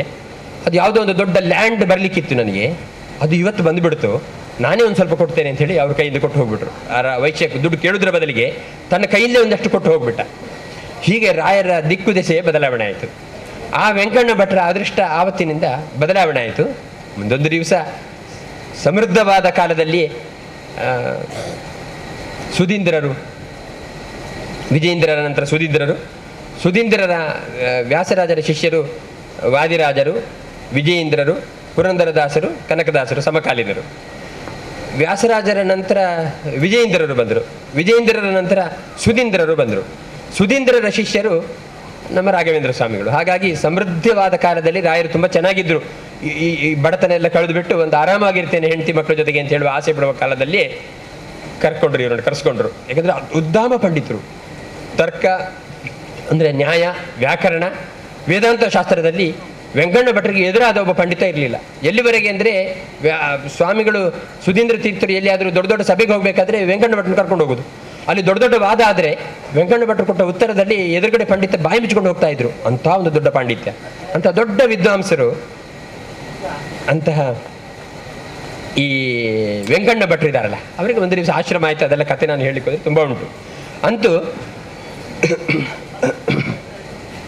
ರಾಯರ ಪೂಜ್ಯತ್ವಕ್ಕೆ ಕಾರಣ ಆದ ವಸ್ತ್ರ ಕೇಸರಿ ಆದ್ದರಿಂದ ಭಾರಿ ಗೌರವ. ವಪುಷು ಅದು ತುಂಬ ಒಳ್ಳೆಯ ಆಜಾನುಬಾಹು ಹೊರತು ದೊಡ್ಡ ಹೊಟ್ಟೆ ಅಲ್ಲ, ಗತಿ ಇಲ್ಲದವ್ರ ಹೊಟ್ಟೆ ಥರ ಇದ್ದದ್ದು ಒಂದ್ಸಲ ಊಟ ಮಾಡಿಬಿಟ್ರೆ ಮುಗೀತಿ, ಇನ್ನು 3 ದಿವಸ ಊಟ ಇಲ್ಲಿದ್ರು ಪರವಾಗಿಲ್ಲ ಅಂತ ರಾಯರು ಊಟ ಮಾಡ್ತಾ ಇರಲಿಲ್ಲ. ಸರ್ಕೆ ಹೊಟ್ಟೆ ಅವರದ್ದು ಒಂಥರ ತುಂಬ ಚೆನ್ನಾಗಿ ಲಕ್ಷಣವಾಗಿದ್ದರೆ, ಆದ್ದರಿಂದ ಆ ರಾಯರು ನೋಡಿದ್ರೇ ಯಾರಿಗಾದ್ರೂ ನಮಸ್ಕಾರ ಮಾಡಬೇಕು ಅಂತ ಹೇಳುವಂಥ ಸುಂದರವಾದ ವಪುಷು. ಇನ್ನು ಮಾತು ಅಂತಹದ್ದು ಅದ್ಭುತವಾದ ಪಾಂಡಿತ್ಯಪೂರ್ಣವಾದ ಮಾತು, ಮತ್ತೆ ಅದ್ಭುತವಾದ ಕಂಠ. ಇಂದು ನನಗೆ ಗೋವಿಂದ ನಿನ್ನ ಪಾದಾರವಿಂದ ಬತ್ತವರು ಎಷ್ಟು ಒಳ್ಳೆ ಹಾಡೋದು. ರಾಯರು ವೀಣಾವಾದಕರು ಹೌದು, ಒಳ್ಳೆ ಹಾಡುಗಾರರು ಹೌದು. ಹಾಗಾಗಿ ಅವರ ಮಾತು ಪಾಂಡಿತ್ಯ ಪೂರ್ಣವಾದ ಮಾತಾದ್ರಿಂದ ವಸ್ತ್ರೇಣ ವಪುಷ ವಾಚ ವಿದ್ಯೆ ಪರಿಮಳ ಎಂಬ ಗ್ರಂಥ ನ್ಯಾಯಸುಧಾಕ್ಕೆ ಬರೆದ ಗ್ರಂಥ. ಇವತ್ತು ಯಾರಾದರೂ ದೊಡ್ಡ ದೊಡ್ಡ ಪಂಡಿತರುಗಳು ಯಾವುದಾದ್ರೂ ಗ್ರಂಥಗಳು ಓದಬೇಕಾದ್ರೆ ರಾಯರ ಟಿಪ್ಪಣಿ ಓದಿಬಿಟ್ರೆ ಸಂಶಯ ಪರಿಹಾರವೇ ಆಗಿಬಿಡುತ್ತೆ. ಎಷ್ಟು ಬರೀಬೇಕು ಅಷ್ಟೇ ಮಿತವಾದ ಅಕ್ಷರಗಳು. ಮತ್ತು ಮಿತವಾದ ವರ್ಣನೆಗಳು, ಅಸ್ಪಷ್ಟವಾದ ಸಂಶಯಗಳೆಲ್ಲ ಸ್ಪಷ್ಟವಾದ ರೀತಿಯಲ್ಲಿ ಪರಿಹಾರ ಆಗುವಂಥ ಒಂದು ಪಾಂಡಿತ್ಯ, ವಿದ್ಯೆ, ವಿನಯ ಕೇಳಲೇಬೇಕಾಗಿಲ್ಲ, ಅಂಥ ಅದ್ಭುತವಾದ ವಿನಯ ರಾಯರದ್ದು. ಎಲ್ಲ ಬೈದ್ರೆ ಇವರು ಏನು ಮರು ಮಾತನಾಡ್ತಾ ಇರಲಿಲ್ಲಂತೆ ಪೂರ್ವಾಶ್ರಮದಲ್ಲಿ. ಅಂಥ ಒಂದು ವಿನಯ, ಅಂಥ ಪಾಂಡಿತ್ಯ ಇದ್ದಾಗ ಅವ್ರು ಏನು ಬೇಕಾದರೆ ಮಾಡ್ಬೋದಿತ್ತು, ಏನು ಮಾಡ್ತಾನೆ ಇರಲಿಲ್ಲ, ಸುಮ್ಮನೆ ಇದ್ಬಿಟ್ರಂತೆ. ಹಾಗಾಗಿ ವಸ್ತ್ರ, ವಪುಷು, ವಾಚ್, ವಿದ್ಯಾ, ವಿನಯ ಈ 5 ಗುಣಗಳಿಂದಾಗಿ ರಾಯರು ಪೂಜ್ಯ. ರಾಘವೇಂದ್ರಾಯ, ರಾಘವ ಅಂದರೆ ಯಾರು ಗೊತ್ತಾ? ಶ್ರೀರಾಮಚಂದ್ರ. ಅವರು ಯಾರಿಗೆ ಇಂದ್ರ ಒಡೆಯ? ರಾಘವೇಂದ್ರ ಸ್ವಾಮಿಗಳಿಗೆ ರಾಮಚಂದ್ರ ಅಂದರೆ ತುಂಬ ಪ್ರೀತಿಯಂತೆ. ರಾಘವೇಂದ್ರಾಯ ಸತ್ಯ ಧರ್ಮರತಾಯ. ಸತ್ಯ ಅಂದರೆ ಮಾತಿಗೆ ಸಂಬಂಧಪಟ್ಟದ್ದು, ಧರ್ಮ ಎಂಬುದು ಕೃತಿಗೆ ಸಂಬಂಧಪಟ್ಟದ್ದು. ಮಾತು ಕೃತಿ ಎರಡು ಒಂದೇ ಆಗಿತ್ತಂತೆ. ಭಜತಾಂ ಕಲ್ಪವೃಕ್ಷಾಯ, ಯಾರು ಪ್ರೀತಿಯಿಂದ ಭಜನೆ ಮಾಡ್ತಾ ಇದ್ರು, ಧ್ಯಾನ ಮಾಡ್ತಾ ಇದ್ರು, ಸೇವೆ ಮಾಡ್ತಾ ಇದ್ರು, ಅವರಿಗೆ ಕಲ್ಪವೃಕ್ಷ ಹೌದು, ಕಾಮಧೇನು ಹೌದು. ವ್ಯತ್ಯಾಸ ಏನು ಕಲ್ಪವೃಕ್ಷಕ್ಕೆ ಕಾಮಧೇನುಗೆ ಅಂತ ಹೇಳಿದ್ರೆ? ಎರಡೂ ಅನಂತವಾದನ್ನು ಕೊಡುವಂಥದ್ದು, ಎರಡೂ ಕೂಡ. ಆದರೆ ಕಲ್ಪವೃಕ್ಷ ಅಂದರೆ ತೆಂಗಿನ ಮರ ಅಂತ ಇಟ್ಕೊಳ್ಳೋದಿದ್ರೆ, ಆದರೆ ಬುಡಕ್ಕೆ ಹೋದಾಗ ಒಂದೆರಡು ಬೊಂಡ ಎಲ್ಲ ಸಿಗುತ್ತೆ ನಿಮಗೆ. ಆ ಬೊಂಡ ನಮ್ಮ ಕೈಯಲ್ಲಿ ಹಾರ್ಕೊಂಡು ಬರುವುದಿಲ್ಲ ಮರದಿಂದ ಇಲ್ಲಿಗೆ, ನಾವೇ ಅಲ್ಲಿಗೆ ಹೋಗ್ಬೇಕು ಹೊರತು ಎಳ್ನೀರು ಅಥವಾ ತೆಂಗಿನಕಾಯಿ ನಮ್ಮ ಹತ್ರ ಹಾರ್ಕೊಂಡು ಅದೇ ಬರುವುದಿಲ್ಲ, ನಾವು ಹೋದರೆ ಅಲ್ಲಿ ಸಿಗುತ್ತೆ. ಹಾಗೆ ಮಂತ್ರಾಲಯಕ್ಕೆ ಹೋಗಿಬಿಟ್ರೆ, ರಾಯರ ವೃಂದಾವನದ ಹತ್ತು ಹೋದರೆ ಕೇಳಿದ್ದೆಲ್ಲ ಕೊಟ್ಬಿಡ್ತಾರೆ ಅಂತಾರೆ ಅವ್ರು ಕಲ್ಪವೃಕ್ಷ ಅಂದರೆ ತಾನಿದ್ದಲ್ಲಿಗೆ ಬಂದವರಿಗೆ ಎಲ್ಲ ಕೊಡುವಂಥದ್ದು ಕಲ್ಪವೃಕ್ಷ ಅಂತ. ತೆಂಗಿನ ಮರ ಹೇಗೆ ಹತ್ತಿರ ಬಂದವರಿಗೆ ನೆರಳು, ಬೊಂಡ, ಎಳ್ನೀರು ಮತ್ತು ಸಿಯಾಳ ಮತ್ತು ತೆಂಗಿನಕಾಯಿ ಏನು ಬೇಕಾದರೆ ಕೊಡುತ್ತೋ, ಹಾಗೆ ತಾನಾಗಿ ಯಾರು ರಾಯರ ಹತ್ತಿರ ಸನ್ನಿಧಾನಕ್ಕೆ ಹೋಗಿ ಪ್ರಾರ್ಥನೆ ಮಾಡ್ತಾರೋ ಅವರಿಗೆಲ್ಲ ಕೊಡುವಂಥದ್ದಂತೆ. ಆದರೆ ಒಂದು ವೇಳೆ ಆಗದಿದ್ದರೆ ಏನು ಮಾಡೋದಪ್ಪ? ನಾವು ಹೋಗ್ಲಿಕ್ಕೆ ಆಗದಿದ್ದರೆ ಕಾಮಧೇನವೇ. ಕಾಮಧೇನು ಏನು ವ್ಯತ್ಯಾಸ ಅಂದರೆ ಅದು ಸಂಚಾರ ಮಾಡುವಂಥದ್ದು. ಅದು ಈ ಪಕ್ಕದ ಮನೆಯ ಹಸುವನ್ನು ತಂದು ನಿಮ್ಮ ಮನೆ ಮುಂದೆ ಇಟ್ಟು ಹಾಲು ಕರೆದ್ರೂ ಕೊಡುತ್ತದೆ, ಕೆಲವು ಒದಿತವೆ. ಆದರೆ ಸಾಮಾನ್ಯವಾಗಿ ಒಳ್ಳೆ ಹಸುಗಳಾದ್ರೆ ಏನು ಮಾಡ್ತವೆ ಅಂದರೆ, ನೀವು ಎಲ್ಲಿ ತಗೊಂಡು ಹೋಗಿ ಹಾಲು ಕರೆದ್ರೂ ಕೂಡ ಹಾಲು ಕೊಡ್ತವೆ, ಪ್ರಾಮಾಣಿಕವಾಗಿ ನಿರ್ವಂಚನೆಯಿಂದ ಕೊಡ್ತವೆ. ಹಾಗಾಗಿ ಒಂದು ವೇಳೆ ನಿಮಗೆ ಅಲ್ಲಿ ಹೋಗಿ ಕಲ್ಪವೃಕ್ಷದ ಹಾಗೆ ಅದರ ಬುಡಕ್ಕೆ ಹೋಗಿ ನಿಮಗೆ ತಪಸ್ಸು ಮಾಡಿ ಸಾಧನೆ ಮಾಡಲಿಕ್ಕೆ ಆಗದಿರುವ ಪರಿಸ್ಥಿತಿ ಇದ್ದರೆ ನಮ್ಮ ಹತ್ರವೇ ರಾಯರು ಬಂದು ಬಿಡ್ತಾರಂತೆ. ಕಾಮಧೇನು ಕರ್ದಲ್ಲಿಗೆ ಬರುವಂಥದ್ದು ಕಾಮಧೇನು, ಅದು ಅಲ್ಲೇ ಸ್ಥಿರವಾಗಿರುವಂಥದ್ದಲ್ಲ, ಅದು ಜಂಗಮ, ಸ್ಥಾವರ ಅಲ್ಲ. ಹಾಗಾಗಿ ರಾಯರ ಮೂಲವೃತ್ತಿಕೆಯಿಂದ ನೀವು ಎಲ್ಲಿ ವೃಂದಾವನ ಮಾಡಿದರೂ ಕೂಡ ಅಲ್ಲಿ ರಾಯರು ಫಲ ಕೊಡ್ತಾರಂತೆ. ಹೊಸಬೆಟ್ಟಿನಲ್ಲಿ ಫಲ ಕೊಟ್ಟಿದ್ದಾರೆ ರಾಯರು. ಅವರ ವೃಂದಾವನವನ್ನು ಇಲ್ಲಿ ತಂದು ಪ್ರತಿಷ್ಠೆ ಮಾಡಿದರು. ನಮಗೆಲ್ಲ ಪ್ರತಿನಿತ್ಯರ ಮಂತ್ರಾಲಯಕ್ಕೆ ಹೋಗಿ ಬರುವುದು ಆಗೋದಿಲ್ಲ ಅಂತ ಹೇಳಿ ಕಾಮಧೇನುವಾದ ರಾಯರನ್ನು ನಮ್ಮ ಹತ್ರವೇ ತಂದು ಅಲ್ಲಿಯೇ ಪ್ರಾರ್ಥನೆ ಮಾಡಿದ್ರು ರಾಯರು ಫಲ ಕೊಡ್ತಾರಂತೆ. 100 ವರ್ಷ ಕೊಡ್ತಾರಂತೆ, ಕೆಲವು ವರ್ಷ ಅಲ್ಲ. ಅಂತಹ ಒಂದು ಅಪೂರ್ವವಾದ ಪುಣ್ಯವನ್ನು ರಾಯರು ಸಂಪಾದನೆ ಮಾಡ್ತಾ ಇದ್ರು. ಮಾಡಿದ ಸಂಪಾದನೆಯ ಪುಣ್ಯವನ್ನು ನಮಗೆ ಇವತ್ತೂ ಅನುಗ್ರಹ ಮಾಡ್ತಾ ಇದ್ದಾರೆ. ಹಾಗಾಗಿ ಇಂತಹ ರಾಯರು, ಅದ್ಭುತವಾದ ರಾಯರು, ಮಾತೃ ಹೃದಯದ ರಾಯರು, ಅಂತಹ ರಾಯರನ್ನು ಕೇವಲ ಲೌಕಿಕ ಫಲಕ್ಕೋಸ್ಕರನೇ ಕೇಳುವುದು ಸರಿಯಲ್ಲ ಅಂತ, ಅಲೌಕಿಕವಾದ ಫಲವನ್ನು ಕೇಳಬೇಕು ರಾಯರ ಹತ್ರ. ನಾವಿವತ್ತು ಯಾಕೆ ಪ್ರದಕ್ಷಿಣೆ ಮಾಡ್ತೇವೆ ಅಂತ ಹೇಳಿದರೆ, ಮಕ್ಕಳಿದ್ದರೆ ಮಕ್ಕಳಾಗಲಿ ಅಂತಲೋ, ಕೆಲಸ ಇದ್ದರೆ ಕೆಲಸ ಆಗಲಿ ಅಂತಲೋ, ಅಥವಾ ರೋಗ ಇದ್ದರೆ ಅದು ರೋಗ ಪರಿಹಾರ ಆಗಲಿ ಅಂತಲೋ ರಾಯರಿಗೆ ಪ್ರದಕ್ಷಿಣೆ ಬರ್ತೇವೆ. ನಾವು ಒಪ್ಕೊಳ್ತೇವೆ, ಇದು ಸರಿಯೇನೆ, ತಪ್ಪೇನಲ್ಲ. ಆದರೆ ರಾಯರಿಗೆ ಇಷ್ಟಕ್ಕೇ ಸೀಮಿತ ಮಾಡೋದು ಬೇಡ ಅಂತ. ಯಾಕೆಂದರೆ ಅದ್ಭುತವಾದ ಪಾಂಡಿತ್ಯ, ಅದ್ಭುತವಾದ ತಪಸ್ಸು, ಅದ್ಭುತವಾದ ಸಾಧನೆಯ ಮೂಲಕ ಪ್ರಾರಬ್ಧ ಕರ್ಮವನ್ನು ಕಳ್ಕೊಂಡು ಮುಕ್ತಿಯ ಕಡೆ ಹೋಗಬೇಕಾದ್ರೆ ರಾಯರನ್ನು ಆಧ್ಯಾತ್ಮಿಕವಾದದನ್ನು ಕೊಡುವಂತ ಕೇಳ್ಕೊಳ್ಬೋದು ನಾವು. ಕೇವಲ ಲೌಕಿಕ ಫಲವನ್ನು ಅಷ್ಟೇ ಕೊಡಬೇಡ, ಆಧ್ಯಾತ್ಮಿಕವಾದ ಫಲವನ್ನು ಕೊಟ್ಟು ನಮ್ಮನ್ನು ಮುಕ್ತಿ ಮಾರ್ಗದ ಕಡೆ ಸಾಗಿಸು ಅಂತ ಕೇಳಿದರೆ ಇನ್ನೂ ಒಳ್ಳೆಯದು. ಒಂದು ಪಿಲ್ಸ್ ಕಹಿ ಇದೆ ಅಂತ ಹೇಳುವ ಕಾರಣಕ್ಕೆ ಮಕ್ಕಳಿಗೆ ತಿನ್ನೋಕೆ ಇಷ್ಟ ಆಗುವುದಿಲ್ಲ. ಅದಕ್ಕೇನು ಮಾಡ್ತಾರೆ, ಶುಗರ್ ಕೋಟೆಡ್ ಪಿಲ್ಸ್ ಕೊಡ್ತಾರೆ, ಅದರ ಮೇಲೆ ಸಕ್ಕರೆ ಲೇಪವನ್ನು ಅಂಟಿಸಿಬಿಟ್ರೆ ಮಕ್ಕಳು ತಿಂತಾರೆ ಸಿಹಿ ಇದೆ ಅಂತ. ಆಗ ಕಹಿಯೂ ಒಳಗಡೆ ಹೋಗುತ್ತೆ, ಸಿಹಿಯೂ ಸಿಗುತ್ತೆ. ಹಾಗೆ ರಾಯರು ಸಾಮಾನ್ಯ ಮನುಷ್ಯರಿಗೆ ಈ ಆಧ್ಯಾತ್ಮಿಕ ಎಂಬುದು ಕಹಿ ಅಂತ ಅನಿಸುತ್ತೆ. ಯಾಕೆಂದರೆ ಯಾರಿಗೆ ಬೇಕ್ರಿ ಇದು? ಈ ಮಹಾಭಾರತ ಕೇಳಬೇಕು, ಈ ರಾಮಾಯಣ ಕೇಳೋದು, ಈ ಭಾಗವತ ಕೇಳಬೇಕು.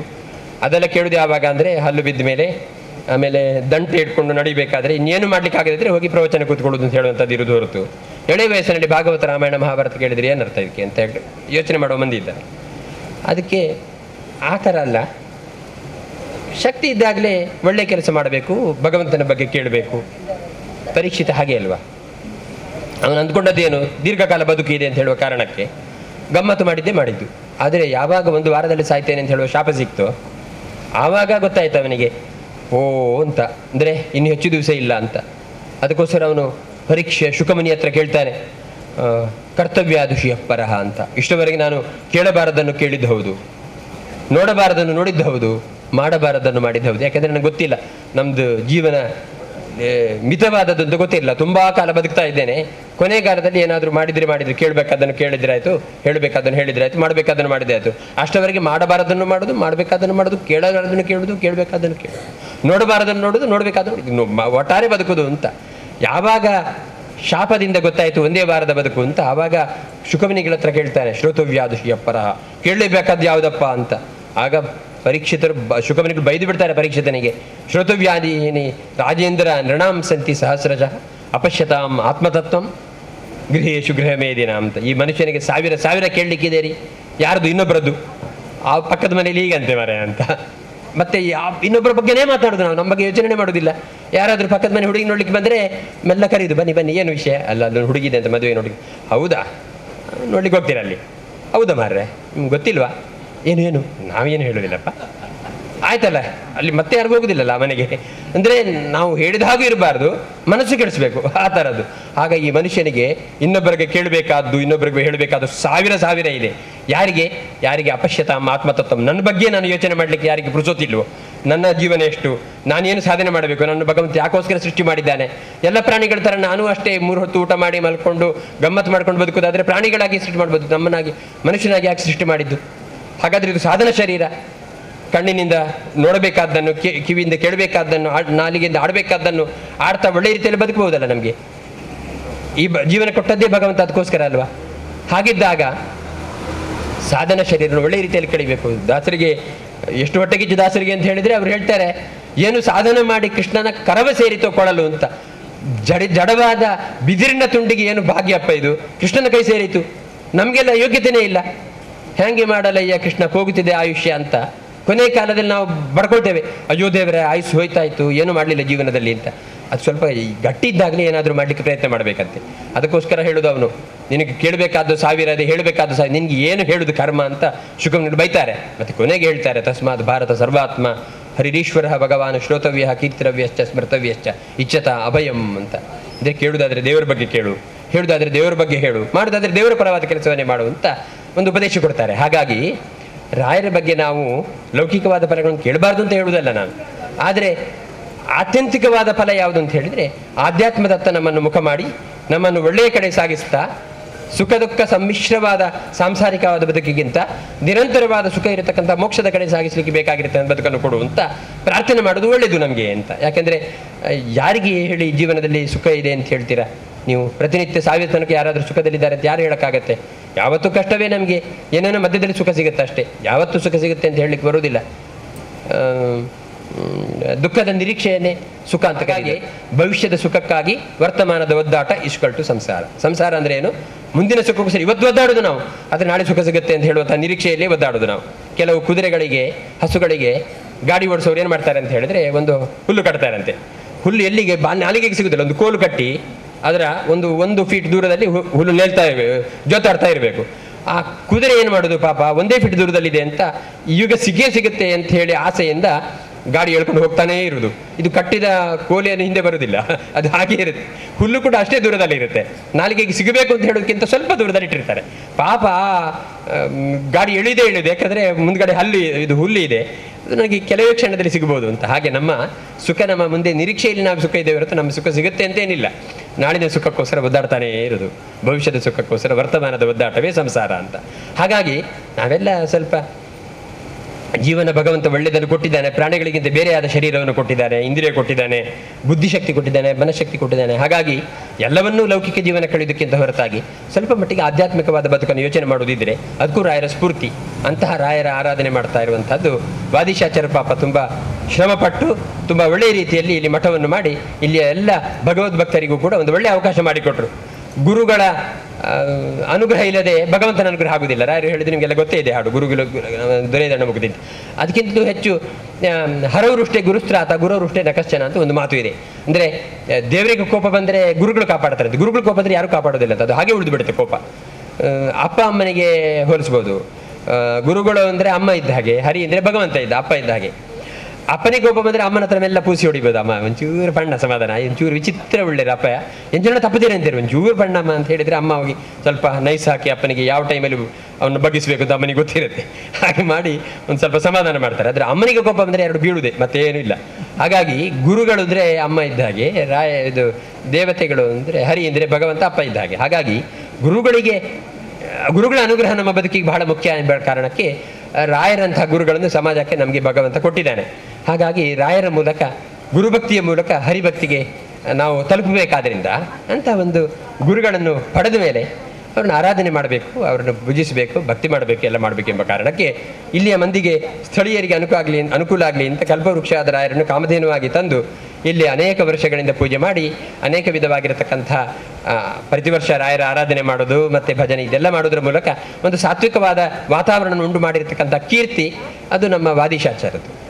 ಆಮೇಲೆ ಅವರ ಸಂಕಲ್ಪ ಎಲ್ಲ ಪೂರ್ತಿ ಸಾಕಾರ ಆಗದೇ ಹೋಯಿತು ಅಂತ ಹೇಳುವಂಥ ಕೊರಗು ಮಗನಾದ ರಾಘವೇಂದ್ರರಿಗೆ ಇದ್ದದ್ರಿಂದ ರಾಘವೇಂದ್ರಾಚಾರ್ಯರು ಕೂಡ ಕೆಲವೊಂದು ಸುಧಾರಣೆಗಳನ್ನು ಮಾಡಬೇಕು ಎಂಬ ಉದ್ದೇಶದಿಂದ ಇಲ್ಲಿ ಒಂದು ಒಳ್ಳೆಯ ಸಮಿತಿ ಇದೆ, ಅವರ ಮಾರ್ಗದರ್ಶಕ ಮಂಡಳಿ ಇದೆ, ಅವರನ್ನು ಮುಂದಿಟ್ಟುಕೊಂಡು ಕೆಲವೆಲ್ಲ ಸುಧಾರಣೆ ಮಾಡಿದ್ದಾರೆ. ಅದರಲ್ಲಿ ಒಂದು ಗೋಪುರ, ಒಂದು ಸ್ವಾಗತ ಗೋಪುರ, ಇನ್ನೊಂದು ರಾಜಗೋಪುರ, ಎರಡನ್ನೂ ಮಾಡಿದ್ದಾರೆ. ಆಮೇಲೆ ಪಂಚಮುಖಿ ಆಂಜನೇಯ ನಮ್ಮ ಉಸಿರಿನ ದೇವತೆಗಳಿಗೆಲ್ಲ ಒಂದ್ಸಲ ಸ್ಪರ್ಧೆ ಆದಾಗ ಯಾರು ದೊಡ್ಡವರು ಅಂತ ಹೇಳುವ ಅಹಂಕಾರ, ಎಲ್ಲ ದೇವತೆಗಳು ನಾನೇ ದೊಡ್ಡವನು ಅಂತ ಅನಿಸ್ತಂತೆ. ಹಾಗಾಗಿ ಆಗ ದೇವರು ಹೇಳಿದ್ರಂತೆ ಯಾರು ದೊಡ್ಡವರು ತೋರಿಸ್ತೇನೆ ನಿಮಗೆ ಅಂತ. ಕಣ್ಣಿನ ದೇವತೆ ಸೂರ್ಯಚಂದ್ರರು ಕಣ್ಣಿನ ದೇವತೆಗಳು, ಅದಕ್ಕೆ ನೀವು 2 ತಿಂಗಳು ರಜೆ ಹಾಕಿ ಅಂತ ಹೇಳಿದ್ರಂತೆ, ನೀವು ನೋಡೋಣ ಏನಾಗುತ್ತೆ ನೋಡೋಣ ಅಂತ. ಯಾರಿಗೂ ಕಣ್ಣು ಕಾಣಿಸ್ತಾ ಇರಲಿಲ್ಲ. ಹಾಗಾದ್ರೆ ಹೆಣ್ಮಕ್ಳಿಗೆ ಬೀದಿಯಲ್ಲಿ ಓದಾಡಲಿಕ್ಕೆ ಪ್ರಾಬ್ಲಮೇ ಇಲ್ಲ, ಯಾರಿಗೂ ಕಣ್ಣು ಕಾಣಿಸ್ತಾ ಇದ್ದು, ಎಲ್ಲರೂ ಊಟ ಮಾಡ್ತಾ ಇದ್ರು, ತಿಂತ ಎಲ್ಲ ವಹಿವಾಟು ನಡೀತಾನೆ ಇತ್ತು, ಕಣ್ಣು ಒಂದು ಕಾಣಿಸ್ತಾ ಇರಲಿಲ್ಲ. 2 ತಿಂಗಳಾದ್ಮೇಲೆ ರಜೆ ಮುಗಿದು ಕಣ್ಣಿನ ದೇವತೆಗಳು ಬಂದ್ರಂತೆ, ಕಿವಿ ದೇವತೆಗೆ ನೀವು ರಜೆ ಹಾಕಿ ಅಂತ ಹೇಳಿದ್ರಂತೆ. ಸೌಂಡ್ ಪೊಲ್ಯೂಷನೇ ಇಲ್ಲ, ಯಾರಿಗೂ ಕೇಳೋದೇ ಇಲ್ಲ, ಸುಮ್ಮನೆ ಎಲ್ಲ ಓಡಾಡ್ತಾ ಇದ್ರು, ಎಲ್ಲ ಕೆಲಸ ಎಲ್ಲ ಆಗ್ತಾನೆ ಇತ್ತು, ಕಿವಿ ಮಾತ್ರ ಕೇಳಿಸ್ತಾ ಇರಲಿಲ್ಲ. ಅವರು ವಾಪಸ್ ಬಂದ್ರಂತೆ, ನಾಲಿಗೆ ದೇವತೆಗಳು ರಜೆ ಹಾಕಿದರಂತೆ, ರುಚಿ ಗೊತ್ತಾಗ್ತಾ ಇರಲಿಲ್ಲ, ಹಾಗಾಗಿ ಶುಗರ್ ಇದೆಲ್ಲ ಪ್ರಾಬ್ಲಮೇ ಇಲ್ಲ, ರುಚಿಯೇ ಗೊತ್ತಾಗೋದಿಲ್ಲ, ನಾಲಿಗೆ ದೇವತೆಗಳು ರಜೆ ಹಾಕಿ ಹೋದರು. ಆಯ್ತು, ಊಟ ಮಾಡ್ತಾ ಇದ್ರು, ಏನು ತೊಂದರೆ ಇಲ್ಲ, ಆದರೆ ಟೇಸ್ಟ್ ಬೇಕು ಅಂತ ಏನಿಲ್ಲ, ಹಾಗಾಯ್ತು.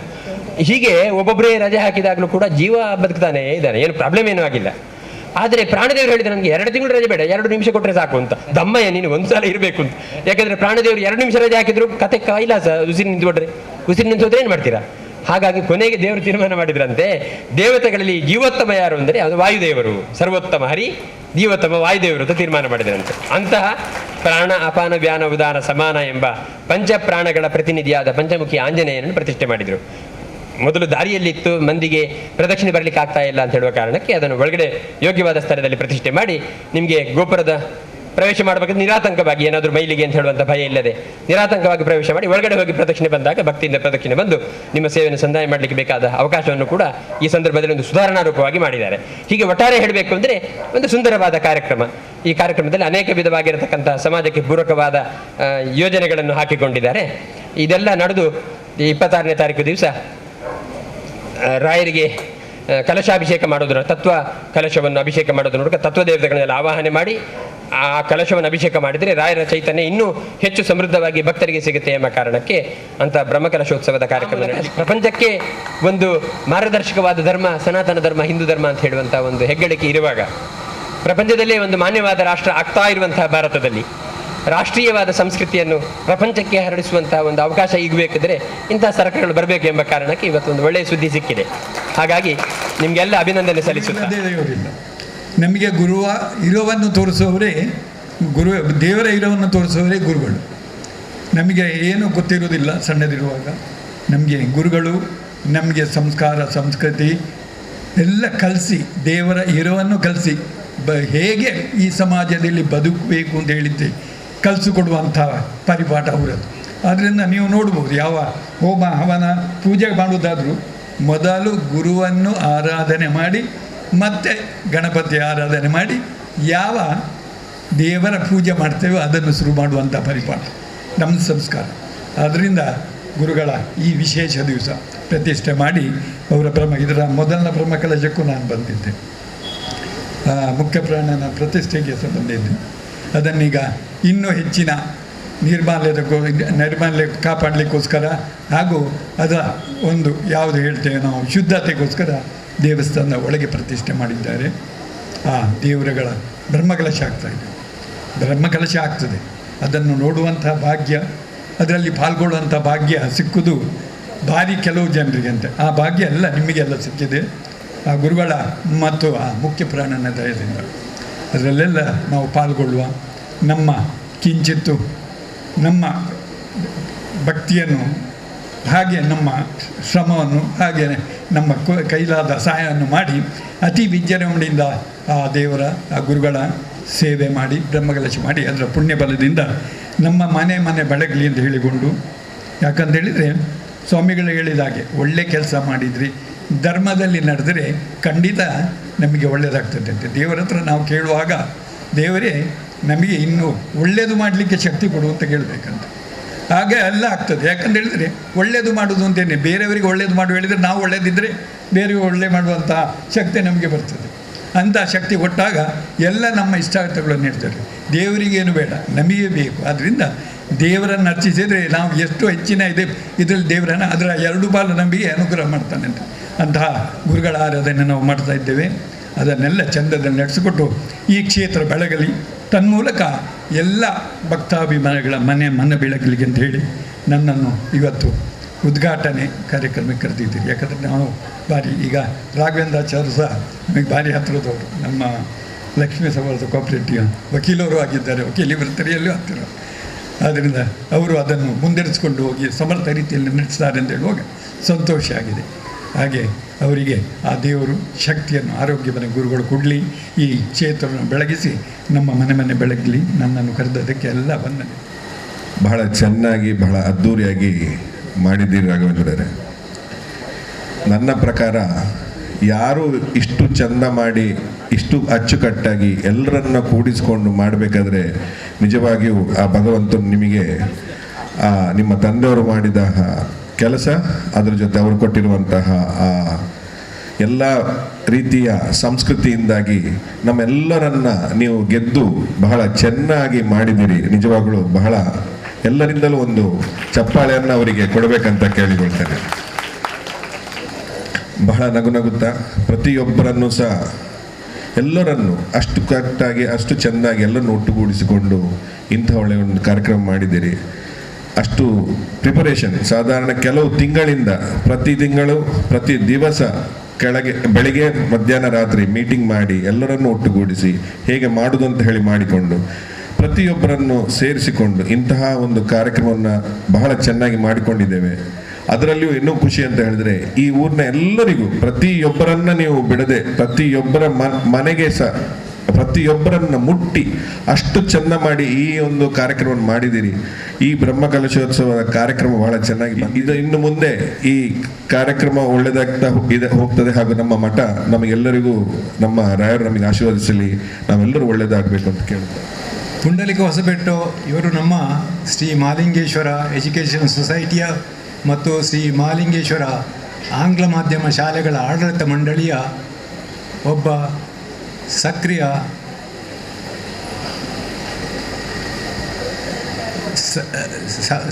ಸದಸ್ಯ. ಹಾಗೆ ಅವರು ನಮ್ಮ ಶಾಲೆಗಳ ಶಿಕ್ಷಕ ರಕ್ಷಕ ಸಂಘದ ಅಧ್ಯಕ್ಷರು ಕೂಡ. ಅವರ ಮಾತನ್ನು ನಾನು ಯಾವುದೇ ಕಾರಣಕ್ಕೂ ತಳ್ಳಿ ಹಾಕುವಂತಿಲ್ಲ. ಹಾಗಾಗಿ ನಾನು ಈ ಧಾರ್ಮಿಕ ಸಭೆಯಲ್ಲಿ ಭಾಗವಹಿಸ್ತಿದ್ದೇನೆ. ನಿಜ ಹೇಳಬೇಕಂತಿದ್ದರೆ ಈ ಧಾರ್ಮಿಕ ಸಭೆ ನನ್ನ ಬದುಕಿನ ನಾನು ಭಾಗವಹಿಸುವ ಪ್ರಪ್ರಥಮ ಧಾರ್ಮಿಕ ಸಭೆ. 23ನೇ ವರ್ಷದಲ್ಲಿ ನಾನು ವೈದ್ಯನಾಗಿ ಸುರತ್ಕಲ್ಗೆ ಬಂದ ನಂತರ ವೈದ್ಯಕೀಯ ವೃತ್ತಿಯು ದಿನದ 24 ಗಂಟೆಗಳಲ್ಲಿಯೂ ಸೇವೆ ಸಲ್ಲಿಸುವಂಥ ವೃತ್ತಿ ಎಂದು ತೆಗೆದುಕೊಂಡು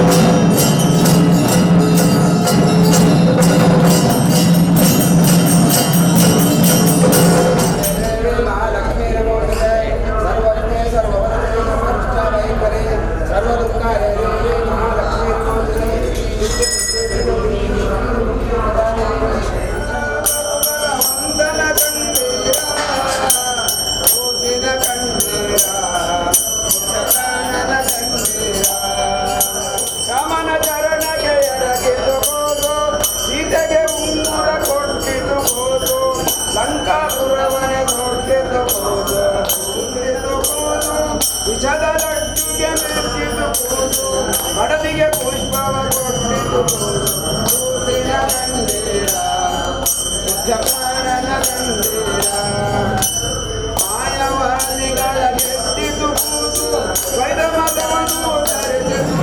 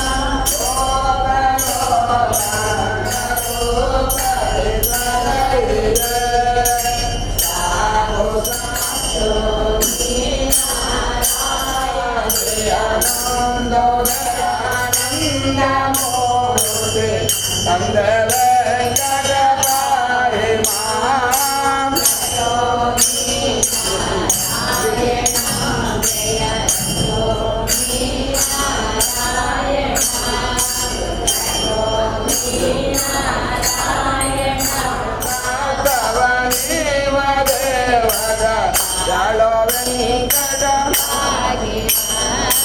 ಕರೆಯೋ ಮೊರೆ ಇಡೆ ಕೇಳಿ ಬೇಡದೆ ಬರದೆ ಮಕಲಿಯ ಕೇಳಿದೆ ಪರಮ ಭಕ್ತರ ದುರಗೆ ಪಾಲಿಪ ವರದ ವೆಂಕಟ ಮಾಲಿಮ ನರಗೆ ಸಾರಥಿಯಾಗಿ ದುರಗಮ ಬರದೆ ನೀನದಾದೆ ಮುನೇಂದ್ರರೆಲ್ಲರೂ ತೆರೆ ನಿನ್ನನು ಭಜಿಸಲು ಬರುವನು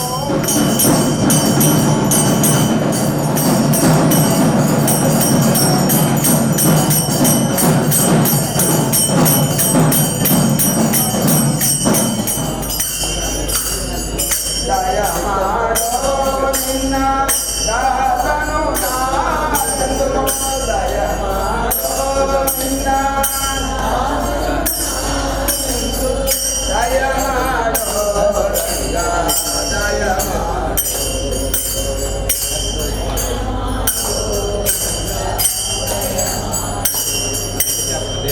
ಅಲಗೋ ಕಲಗೆ ನಿನ್ನ ಅಂಬಲವೇ ನಗೆ ಅಲಗೋ ಕಲಗೆ ನಿನ್ನ ಅಂಬಲವೇ ನಗೆ ಮಾಡೋ ರಂಗ ಹಿಯ ಪರಗತೆ ನೇನೆ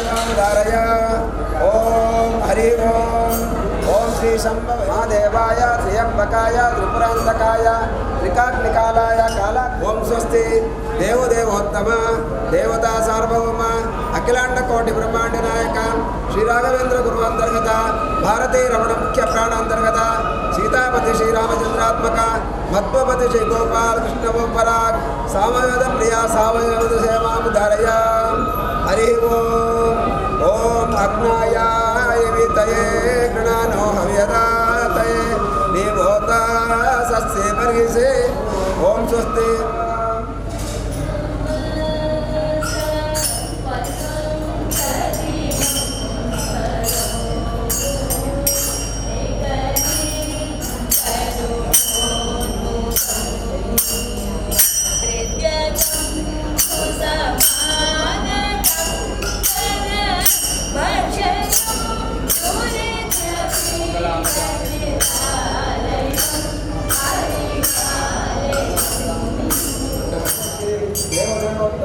देवता सार्वभौम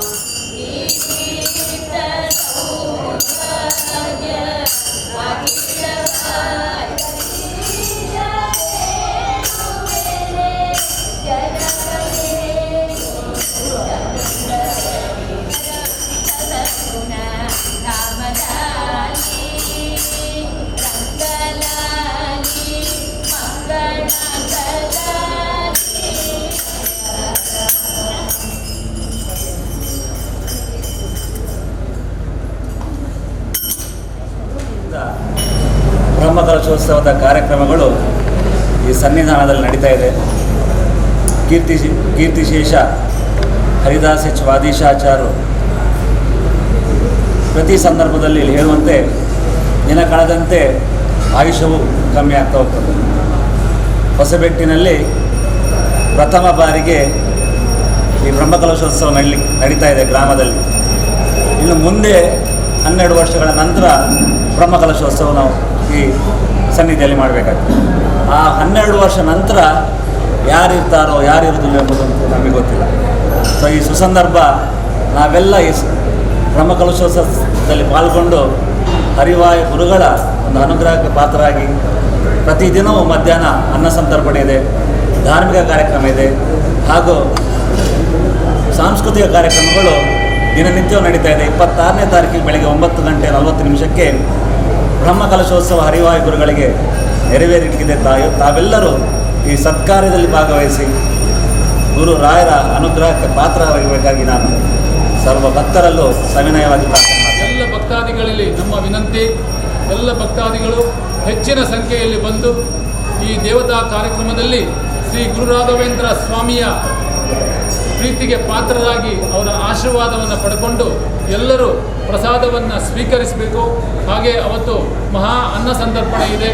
ಎಲ್ಲ ಭಕ್ತಾದಿಗಳು ಬಂದು ರಾಯರ ಪ್ರಸಾದವನ್ನು ಅನ್ನ ಪ್ರಸಾದವನ್ನು ಸ್ವೀಕರಿಸಿ ಭಗವಂತನ ಅನುಗ್ರಹಕ್ಕೆ ಪಾತ್ರರಾಗಿ ಆ ದಿವಸದ ಧಾರ್ಮಿಕ ಸಭಾ ಕಾರ್ಯಕ್ರಮ ಹಾಗೂ ಮಹಾ ಅನ್ನ ಸಂತರ್ಪಣೆ ಸಾಧಾರಣ ಒಂದು 20,000 ಭಕ್ತಾದಿಗಳ ನಮ್ಮ ನಿರೀಕ್ಷೆಯಿದೆ. ಅದಕ್ಕೆಲ್ಲ ಸದ್ಭಕ್ತರು ತಮಗೆ ಅನ್ನ ಸಂತರ್ಪಣೆಯ ಸಮಿತಿ ಆಗಿರಬಹುದು, ಅದರಲ್ಲಿ ಸ್ವಚ್ಛತಾ ಸಮಿತಿ ಆಗಿರಬಹುದು ಹಾಗೂ ಎಲ್ಲ ಕಾರ್ಯಕ್ರಮದಲ್ಲಿ ನಮ್ಮ ಮಾತೃ ಮಂಡಳಿಯವರು ಹಾಗೂ ನಮ್ಮ ಸದ್ಭಕ್ತ ಮಾನವರು ಇದರಲ್ಲಿ ಸಹಕಾರ ಮಾಡಬೇಕು. ಇದು ರಾಯರ ಸೇವೆ ನಮ್ಮೆಲ್ಲರ ಒಂದು ನಂಬಿಕೆ, ಇದು ಪುಣ್ಯದ ಫಲ. ಅದರಿಂದ ಎಲ್ಲ ಭಕ್ತರು ಆ ಧಾರ್ಮಿಕ ಕಾರ್ಯಕ್ರಮದಲ್ಲಿ ಮಹಾ ಅನ್ನಸತ್ರದಲ್ಲಿ ತಮ್ಮನ್ನು ತಾವು ತೊಡಗಿಸಿಕೊಂಡು ರಾಯರ ಕೃಪೆಗೆ ಪಾತ್ರರಾಗಬೇಕಾದ ನಾವೆಲ್ಲರನ್ನು ಬ್ರಹ್ಮಕಲಶೋತ್ಸವ ಸಮಿತಿಯ ಪರವಾಗಿ ಹಾಗೂ